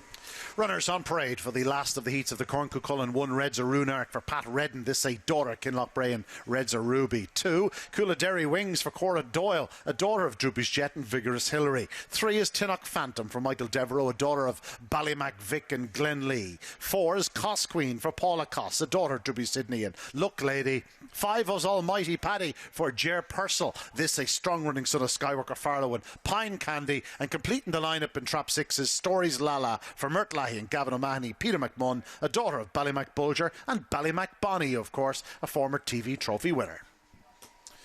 Yeah, thanks for that, Ian. So we're going to finish off the Corn Cuchulainn action with our 5th heat of the night. What a competition it's been so far on Talking Dogs TV. Right, our 3 to follow. We're going to start with Redzer Runart in Trap 1 for Pat Redden, a daughter of Kinloch Bray, a 2-time winner from 15 starts, but she has recorded 41.64 here at Shelbourne Park, and if she can repeat that on the times we've seen tonight, not only will she qualify, but she has got a great chance of winning our final heat of the night. Our second in the 3 to follow is Cos Queen for Paula Cos, 3-time winner from 18 starts, a regular at Newbridge, and made all here over 750 yards in 42.19 on her most recent start. She most definitely will need to improve on that if she's to win, maybe even to qualify, but she possibly is the likely leader early on, but she will need to hit the lids to have a good chance of getting through. And the last of our 3 to follow is Almighty Paddy for Ger Purcell in Waterford, a 5-time winner from 20 starts. He's recorded 41.94 for the 750 here at Shelbourne. His most recent runs, he hasn't been getting the rub of the green. He was third to Boyle Sports Bingo on his most recent start, but as we said, he's a fairly fast individual. 28.90 he's recorded here for the 525 at Shelbourne, but he'll need luck in running if he is to get through, but as we said, he's well capable of breaking the 42-second barrier. So it's the last of the Corn Cuchulainn action of the night, Ian, and by the looks of it, they're being called to traps. Yeah, but before then, Robert, we've got some great news. Knockaboola Sid flashed away, made every inch of the running. As predicted, the 2 English dogs, once they didn't lead, well, they turned second and third. Both ran incredible races, Adele's Duke in particular, but they did fade out of contention. Ballymac Wild stormed home to grab second, and Beach Avenue, having got tangled up with the machine a few times around the bottom 2 bends, absolutely hammered home to grab third. So an Irish 1-2-3, finished 4-2-6. I gave you 4-6-2. Unfortunately, can't be right all the time, Rob, but we have 8 Irish semi-finalists in the English Derby, and that is absolutely tremendous news. Meanwhile, as you can see, going to Trap Sport Heat 5 of the Corn Cuchulainn, this is really wide open. It's very hard to assess. I thought Tinnock Phantom ran very well in her last 2 starts here at Shelbourne Park, but just don't know if the 750 is really for her. Almighty Paddy has really good stamina, plenty of pace. I think he'll run well, Trap 5 Almighty Paddy, and he's probably the one that I'll go for. In traps now for Heat 5 of the Corn Cuchulainn. 1 Redzer Runart, 2 Cooladerry Wings, 3 Tinnock Phantom, 4 is Cost Queen, in 5 Almighty Paddy, and out in 6 is Stories Lala. The hare coming up behind traps. Racing, good start by Trap 3 in the middle. Tinnock Phantom, now 4 racing up. Cost Queen to challenge, and 6 on the outside. Stories Lala. 4 Cost Queen is sent packing backwards, and it's out front. Trap 3, Tinnock Phantom, who sets a strong gallop from in second. 6 Stories Lala. Now 5 Almighty Paddy, getting into position to take dead aim, but out front, and it is 3 Tinnock Phantom that leads from 6 Stories Lala. 5 Almighty Paddy trying to close, but 3 Tinnock Phantom has been running so well of late, leads by 3.5 to the third bend from 6 Stories Lala. 5 Almighty Paddy trying to wind up his challenge, but it's all too late, it seems, because 3 Tinnock Phantom has gone and has set sail for home. Wins well from 5 Almighty Paddy. Looks like Stories Lala third. The winning time 41.73. A fine display by Tinnock Phantom. Yeah, fine display indeed by Tinnock Phantom, and he's probably the easiest winner of the night in the Corn Cuchulainn, because he's done that in really good fashion. It was a level enough break. He just managed to get his nose in front heading into the opening bend, and at this stage this is where he really puts the foot down. As Ian said, Cost Queen, she just came out the wrong end of a little bit of traffic problems, and once she didn't lead, well, she was always going to struggle to get through. But around bends 3 and 4, and Tinnock Phantom's got a couple of lengths advantage over Stories Lala. We were hoping or predicting that Almighty Paddy might from here get into the mix, but he'd given this Tinnock Phantom a few lengths and he could just never reel him in. But again, off the 5th and 6th bends, Ian said he was running well over the 750 yards, and this lad is not stopping, and as you can see in the closing stages, he's putting more distance between himself and Almighty Paddy, who looks like he's finished second over Stories Lala. But the winning time 41.73. You look at the 5 heat winners, Ian, tonight, and there's less than 3 lengths between not just the winners but a few of the seconds as well.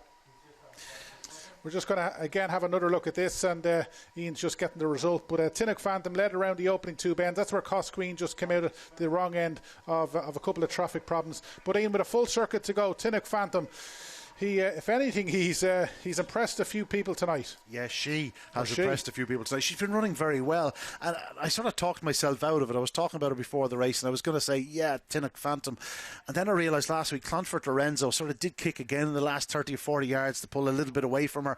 It's not that she's probably not staying all that strongly, it was just that he probably is that bit faster.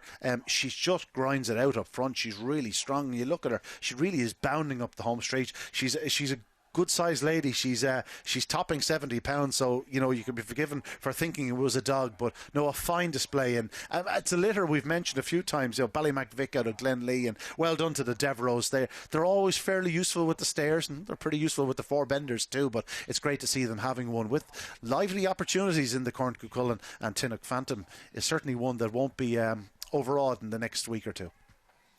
Absolutely, Ian. Yeah, as we said, less than 3 lengths between the 5 heat winners in the Corn Cuchulainn, and we'll be talking more about that, and we might even get the draw for next week's action before we wrap up. But back to Limerick, race 10 at Limerick. Greyhounds are parading. First on parade is Rock Along Cosmos. It's a sprint coming up at Limerick. Trap 2 is Straight Talking. 3 is Hutpool. Trap 4 is an absentee, no reserve in Trap 4. Gert McCreehey Dave is in Trap 5, and Coola Kid is in Trap 6. But we'll get our 3 to follow for our 3rd sprint of the night before we get down to Joe. It's only a 2 to follow because Trap 4 doesn't run. Rock Along Cosmos is the first of our couple to follow. It's been running really well in sprints. It's been running in S1 company, so steps back to S2 company, and did manage to win in an S1 on its most recent start. Seems to do its best from Trap 1, so Rock Along Cosmos might very well be the greyhound to beat in this race at Limerick. And as we said, Trap 4 is a non-runner, so our other greyhound to follow is Coola Kid in Trap 6 for Ger Gary in Ballyneedy, a 4-time winner from 14 starts. Managed to win an S5 from Trap 6 in his most recent start, but is obviously stepping up quite a bit in grade here, and it will need to improve if it is to make it 5 from 15. But Joe, we lost you for a little bit there. We're back though with a sprint, and even though we've only 5 greyhounds, it's a wide open sprint. Rob, I think you were trying to get rid of me, but as the old saying goes, you can never get rid of a bad thing, and I'm back with a bang. Looking for a winner. I've had a desperate night on the tips front, but I've a good feeling about this race. The aptly named Straight Talking. I reckon this could be a greyhound named after the one and only Ian Fortune, Straight Talking man. This one led up in 4:16 in its most recent 5:25 start, and I think Straight Talking for Leo Kelly of Ennis has magnificent early pace. Its first sprint race has 21 starts, and this is its first ever sprint race. I think perhaps connections have recognised the early pace that Straight Talking has and chanced him in the sprint. It's probably a tough grade in S2, but if it can repeat the early it's been showing, has a massive chance. Rock Along Cosmos for the father-son combination of Michael and Dunica McNamara has been mixing it with very good sprinters in S1 company. Won in 1928 last outing. It's an August 17 whelp. Has done 494 to the opening turn, and a repeat of that early section will see Rock Along Cosmos go very, very close. Gertney Crehy Dave runs for the Kelly family of Kilmeadow, of course, who had a finalist of the Treaty Cup with Gertney Crehy Blake earlier on in the card. Unfortunately, this greyhound turned in traps in its most recent outing in the first round of the Treaty Cup, which had 11 starts prior to that, so perhaps surprising. Hopefully that doesn't repeat itself here tonight. 12 starts and 2 wins for this October 18 whelp, and the Kellys of Kilmeadow are known for having fantastic early pacers. He has a 124 split done in a 5:25 race and a 496 split done in a 350 race also. And as we always say in these sprint races, it's all about the break. On the outside, Coola Kid, Rob alluded to it there a while ago, won an S5 sprint, climbs 3 grades up to S2, but on its last start, 1904 victory.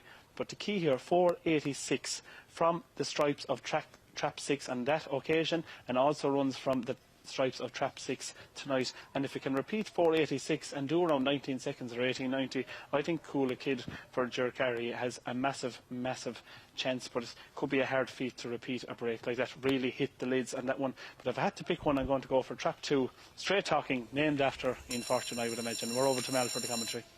In traps for the 10th Rong Cosmo, Straight Talking, Hut Pool, Fours Vacant, Gertney Dave, Coola Kid.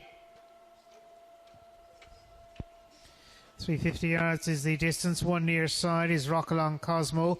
Away smartly, as is 5 Gertney Crehy Dave. Coola Kid right bang in contention. It's 5, 6 and 1 as they hit the second bend, and off that turn it's Gertney Crehy Dave in the orange jacket from Rock Along Cosmo as they go towards the line. 5-1 is the first and second. 1893. James Kelly provides us with the winner, Gertney Crehy Dave. Yeah, Gertney Crehy Dave, the winner of that 10th race. Not entirely sure what happened to Straight Talking. A little bit like Ian Fortune, pretty unpredictable, but 4 greyhounds managed to come out of the traps, and it was Rock Along Cosmos into the opening bend, who looked as though he was going to get the rub of the green, but in fairness to Gertney Crehy Dave, he's just managed to get round in front, and once he did manage to get round in front in a sprint, you're never really going to get pegged back, and Rock Along Cosmos has run well in defeat, and it looks as though Coola Kid might have got up for trap 3rd, and as you see, Straight Talking did manage to finish the race. But Joe, most sprints are 6-runner affairs, but that ended up in only 4. Yeah, I think there's a curse down the top of me. Every tip I'm giving tonight, Rob, they're falling by the wayside. Unfortunately, perhaps Straight Talking will have another day, but all credit to Gertney Crehy Dave, of course, for the Kelly family of Kilmeadow. They really love sprinters and early pacers, and really showed its class tonight, winning in 1893. Of course, Gertney Crehy Dave was in fact a semi-finalist of the Super Sprint in Cork, so that's a real classy competition, and it takes a lot of talent and ability to reach a semi-final of such a sweep. And of course, down in Cork, that racing was fantastic. 1893, 493 to the opening corner, so real good early pace, and that's 3 wins now out of 13 starts. Trap 1 was second for the McNamara's Rock Along Cosmos. Of course, their greyhounds are also exceptionally known for their early pace as well, so I'm sure they'll be happy with that result. 34 races and 8 wins. But to conclude our race 10 here in Limerick, Gertney Crehy Dave taking it for the Kelly family in a quick clock of 1893. Yeah, thanks a million, Joe. We still have one more race to come at Limerick, and we still have one more race to come here at Shelbourne Park. We will try and bring you the draws for next week's action of the Corn Cuchulainn and the Champion Open 550 if we do have time, but hopefully we will. Greyhound just coming on parade for our final race of the night. It's a proper Open 525, Ian, and luckily all 6 Greyhounds, like all of the racing here tonight at Shelburne, are going to traps. Yeah, an absolutely cracking race to look forward to this. Runners now on parade for the finale. The Talking Dogs Online TV Open 525. 1 Razzle Dazzle Monarch for Neelis O'Connell Kildare Kilcolgan Syndicate. Son of makeshift Razzle Dazzle Prude. 2 is Butsy's Bengal, who ran such an incredible race in the Race of Champions last time behind Explosive Boy for Jerry Holy and the Butsy's Bucko Syndicate. A son of Pinpoint Maxi and Kalikal Tammy. 3 Kamiko ran so well at Toaster in English Derby for Graham Holland and Larry O'Rourke, a son of Good News Mysterious Ways. 4 Droopy's Good, a dog with blistering early speed. Owen McKenna for Paul Carpenter and Bev Lockheed. He'll seek a rails pitch, a son of Ballybock Mike and Droopy's Cuckoo. 5 Agent Stanley, perfectly housed in 5, trained by Mary Gilbert for Pat Flanagan, Erwin Burkmar, son of Lawhill Blake, Siderian Pearl. And 6 is Dark Devil, Mert Lahey for Jim Langton, a son of Ballymac Vic and Bullrun Ballad. It is the 12th and final race here this evening, the Talking Dogs Online TV Open 525. They're on the way to traps, not long left to place your bets. Yeah, not long left to place your bets on what's been a stunning night's action here at Shelbourne Park, and hopefully we have more of the same next week. Right, our final race of the night. Let's hope we can click with another trio, and the first of our 3 to follow is Butsy's Bengal for Jerry Holly, and as Ian said, ran an absolute blinder to really put it up to Explosive Boy in the Race of Champions. He was the only greyhound who could go with Explosive Boy on that occasion, and if he can repeat that, he's got a big chance. He's a 12-time winner from 23 starts. He's done some really good runs for the 525 here at Shelbourne Park. He's a big player if he can hit the lids from Trap 2. Trap 4 is Droopy's Good for Paul Carpenter and Beverly Lockett for a massively in form Owen McKenna. Lightly race youngster of Ballybock Mock. He's 4 from 6, but he bounced back to a really good fashion on his most recent start by winning by 7 lengths in 28.39. Yeah, he's stepping up in grade here tonight, but it'll be interesting to see how he fares against the likes of Butsy's Bengal and co. And the last of our 3 to follow, well, we can't leave him out because he's a regular on Talking Dogs TV, is Agent Stanley for Patrick Flanagan and Erwin Burkmar, trained obviously by Marion and Skippy Gilbert. And of course, he's been strutting his stuff down in Limerick and Clonmel, regular here at Shelbourne Park, and managed to win here a couple of weeks ago before running really well in defeat behind Romeo on Fire. He's one of these greyhounds who very seldom runs a bad race. He's a credit to connections, and you'd be a brave punter to leave him out of calculations if you're doing a forecast or a trio on our final race. But Ian, a spectacular night's racing here at Shelbourne Park, and we're finishing off with a proper 525.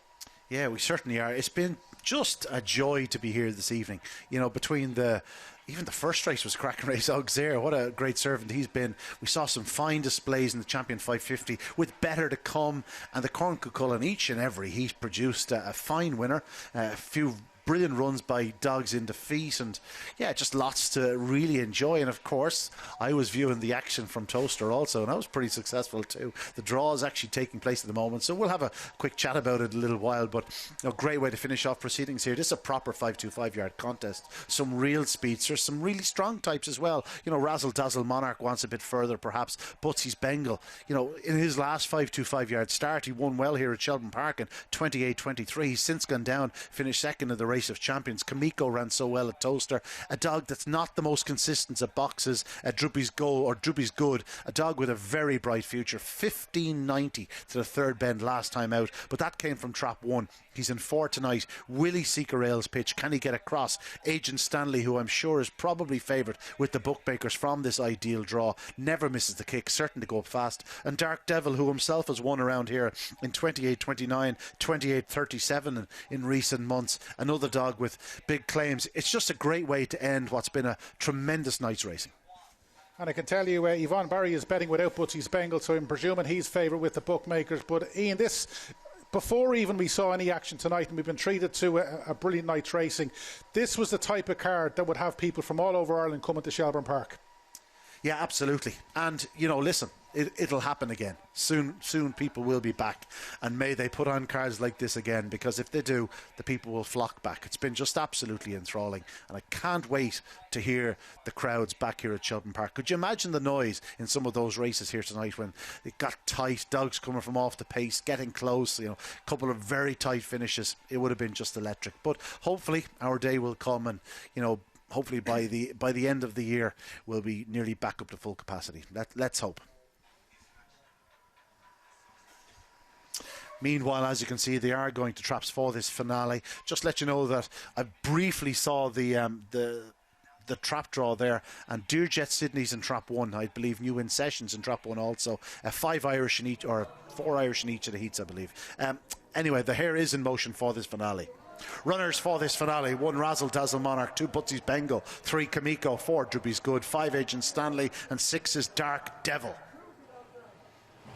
And racing, 1 or 2 and charging traps. 5 didn't Agent Stanley, never misses the kick. He goes up fast, leads up from 3 Kamiko, then comes trap 1 up the inside, Razzle Dazzle Monarch, and 4 Droopy's Good, trying to get across the defence, but he's showing plenty of pace. But it's out front 5 Agent Stanley. What a star he's been this year. He leads by 4 lengths into that third bend. 1 Razzle Dazzle Monarch sure to stay on, so too Butsy's Bengal, but 5 Agent Stanley clear off the final turn, and Agent Stanley will win again for Mary Gilbert, Pat Flanagan, Erwin Burkmar. 10 wins in his card now from 22 starts. A win machine, 28.53. A fine display by Agent Stanley.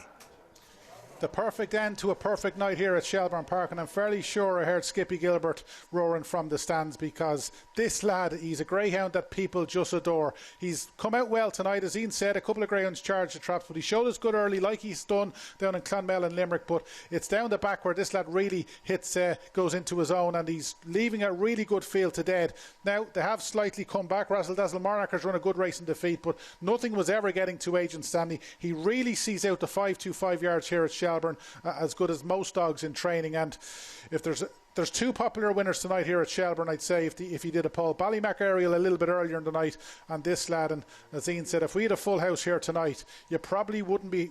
Ian, I don't think they'd have heard you commentate. There would have been that big of a roar. He's a punter's type dog, and from the draw tonight, I dare say he was popular. I haven't seen the betting. I would imagine he was probably favoured. I know there are a few punters down there, and I think this is one that they may have latched onto.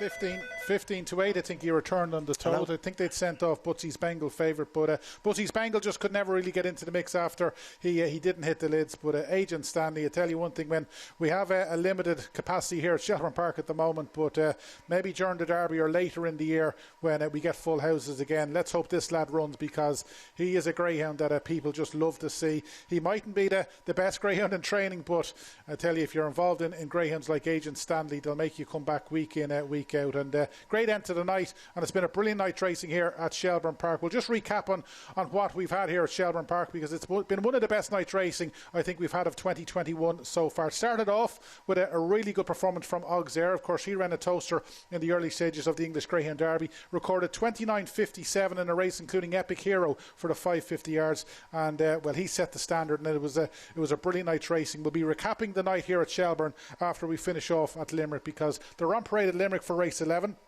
It's the Talking Dogs A2525. First on parade is Termana Bounty in trap 1.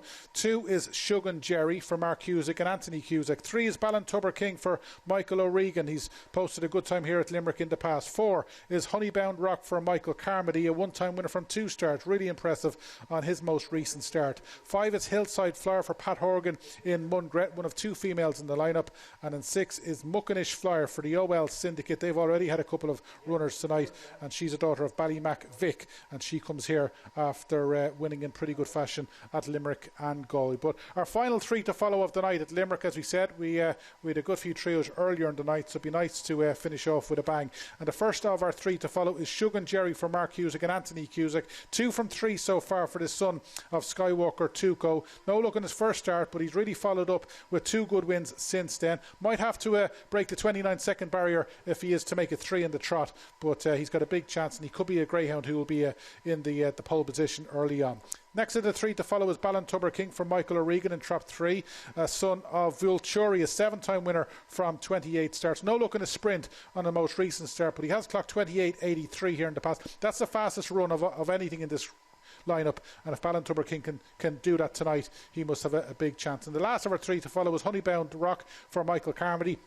1 from 2 so far, made all in 28.91 on his most recent start, and that 130 section suggests that he might be the most likely leader early on, and if he can replicate that sectional, he must have a big chance. But Joe, you've been a little bit unkind to yourself by saying you haven't given us many winners tonight, but like any good man, you just might bounce back in time before we sign off, so let's try and go out in a bang. Yeah, I think there's life in the old dog yet. I'm going to side with trap 4. The Honey Pound Rock. Michael Carmody is a very, very shrewd greyhound owner and trainer. This greyhound has only had 2 races to date. An October 19 whelp. Montour Carry is the dam of Honey Pound Rock, and it's an exceptionally good dam line. It's the dam line that produced Shelburne Aston, of course, all those years ago. And I think Honey Pound Rock, he put in a great performance here a number of weeks ago, winning in 28.91. Up to the opening corner, was able to do 4.25. I'd expect him, if he hits the lids, to even perhaps do better than that. 16.40 to the third bend, and was able to come home in 12.51. So it is staying quite strongly, this Honey Pound Rock. Another greyhound who stays exceptionally strongly is Ballintubber King from Michael O'Regan from Newcastle West, another very shrewd greyhound man. This greyhound can come home in 12.36, which is real motoring from the third bend home. Perhaps might lack a bit of early yards of the race. A greyhound that's been in very, very good form of late is, of course, Shelbourne Jerry for the Cusack family, won in 29.08 and 29.62 on its previous 2 starts. Key here, 4.17 to the opening corner, Shelbourne Jerry did in his last race. A repeat of that surely should be good enough to see him lead and perhaps march on to win the race. Staying perhaps isn't its forte, coming home in 12.83, but if he can go to the third bend like it did in its previous outing in 16.25, perhaps will be too far ahead to catch. But there's a nice mix of early paces here and strong running types, and that has the ingredients for a very, very exciting race. Noel Maroney is another very shrewd greyhound man who runs Tirmana Bounty, victorious in 29.01 on its last start in Limerick. A lot of these dogs in these races are in great form, are lightly raced and unexposed, and certainly expecting a good clock here. 4.30 was its split in its most recent victory. Perhaps needs to brush up on the early yards. Ballintubber King, as I alluded to as well, is one very, very strong steer and will be doing its best work of late. Ran in a sprint, perhaps just to increase its fitness, as it did a re-qualifying trial in May after a number of months off the track. But I've a feeling that Michael O'Regan will have Ballintubber King absolutely primed for success in this race. And out on the outside, Muckinish Flyer for the OL Syndicate, very shrewd connections as well. Winner in 29.09 in his last run, doing a 4.30 from the top of the card, Tirmana Bounty, Sugan Jerry, Ballintubber King, Honey Pound Rock, Hillside Flyer, Muckinish Flyer. In the final race, number 6, Muckinish Flyer is off to a good start and a very good one. Leads through the opening couple of turns from Sugan Jerry in 2. Number 3 is third, Ballintubber King. They're beginning to tighten up front. It's 6 and 2, followed closely by traps 3 and 4. On the outside, 6, Muckinish Flyer is back in front of 4. Honey Pound Rock as they hit the final bend. Ballintubber King is there as well. Now heading towards the line, a tremendous finish, desperately close, 3, 6 and 4. Ballintubber King, Honey Pound Rock and Muckinish Flyer almost across the line together. The time is 29.69. Yeah, 29.69 in one of the races of the night. Rerun here. Muckinish Flyer got an absolute flyer. He's lived up to his name around the in the early stage and around the opening 2 bends, and everything has gone to plan for this daughter of Ballymacvick in the early stage. But at this stage, Shugan Jerry is right on the heels of the leader, and 3, Ballintubber King. This is where this one makes its move, and Honey Pound Rock, who was Joe's selection at this stage. I'd say Joe was getting fairly giddy, but any one of 3 could have won it off the final bend. 6, Muckinish Flyer still there. Honey Pound Rock on the outside, and on the inside, Ballintubber King. Ballintubber King just might have got up in the dying strides, but Joe, it looked as though you were going to strike in the final race, but maybe the famous photo finishes haven't gone your way. I'm always a disaster for photo finishes, Rob. I'm probably the wrong man to be coming to. It was so tight. As I said, there was a good mixture in this race of early pace and staying power, and we saw that 3 staying on particularly well, and 4, my selection, Honey Pound Rock, staying on particularly well as well. It was so tight between Muckinish Flyer, Ballintubber King and Honey Pound Rock as we await the result. I'm afraid I was caught out here one night trying to call a photo finish. I took on the might of Ian Fortune and I got put back in my box, so perhaps I'll reserve my opinion of who won that race. But it's very, very tight between 6, 3 and 4 as we await the result. We have a result coming in. 3-6-4 is our result. 3-6-4. Just coming in. The wonder of live TV. Ballintubber King, your winner. Muckinish Flyer, second. And Honey Pound Rock in third. To conclude events here in Limerick, a winner for Michael O'Regan of Newcastle West. Very, very shrewd greyhound man. And victorious here in 29.69, so it doesn't affect its grade in A2 for the next night. So I'm sure Connections will be very, very happy to come out the best part of a very, very close finish here in our concluding race for Talking Dogs TV here in Limerick. OK, thanks for that, Joe. We'll just wrap up Limerick, Joe. Obviously, it wasn't the expected result in the Treaty Cup final, and obviously, for those who didn't join us earlier in the night, you had a couple of greyhounds who look as though you're going to have exciting days to come.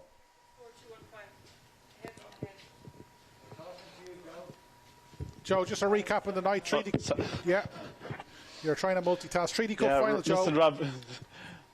Sorry, I was discussing with a few race scores here beside me. Yeah, it was a fantastic night's action, Rob. In fairness, the Treaty Cup produces fantastic greyhounds year in, year out. We saw that with the last running. Unfortunately, we didn't have it last year with COVID. Blaine, the game, of course, who broke the track record in Limerick, won it 2 years ago in a very fast time of 18:37. Tonight, we saw a fantastic performance. It was great to see Milrose Melody win, and I saw the Rafferty family here. The whole family were here, and it was really touching to see there were families steeped in greyhound racing, and another member of the family, Aisling Rafferty, she's a very prominent country and western singer going places, so I'm sure that they will have wonderful celebrations tonight. But it's a really, really good competition. Of course, we must give great mention to our sponsors, the Willis Fitzgibbon Pharmacy on Roaches Street in Limerick. But all in all, some fantastic performances, some really nice performances by the pups, and Mr. Patrick Ilfoyle produced 2 very, very nice winners who have very, very exciting futures ahead. And of course, Patrick O'Connor, who took our opening race in a nice clock of 29 seconds. But I'm sure tonight's action will see some very, very nice pups go on to have a bright and blossoming future ahead. Thanks for that, Joe. We really know you were checking your Tinder profile, but we'll keep that between us. OK, let's recap on what's been a wonderful night's racing on both sides of the Irish Sea. And Ian, I'm going to bring you in here because I've managed to have a quick look at the 2 semi-finals of the English Greyhound Derby. No doubt you have as well. There's betting on an all-Irish Greyhound Derby final. It can certainly happen, but the first semi-final, we've got 5 out of 6, and they're probably all OK drawn.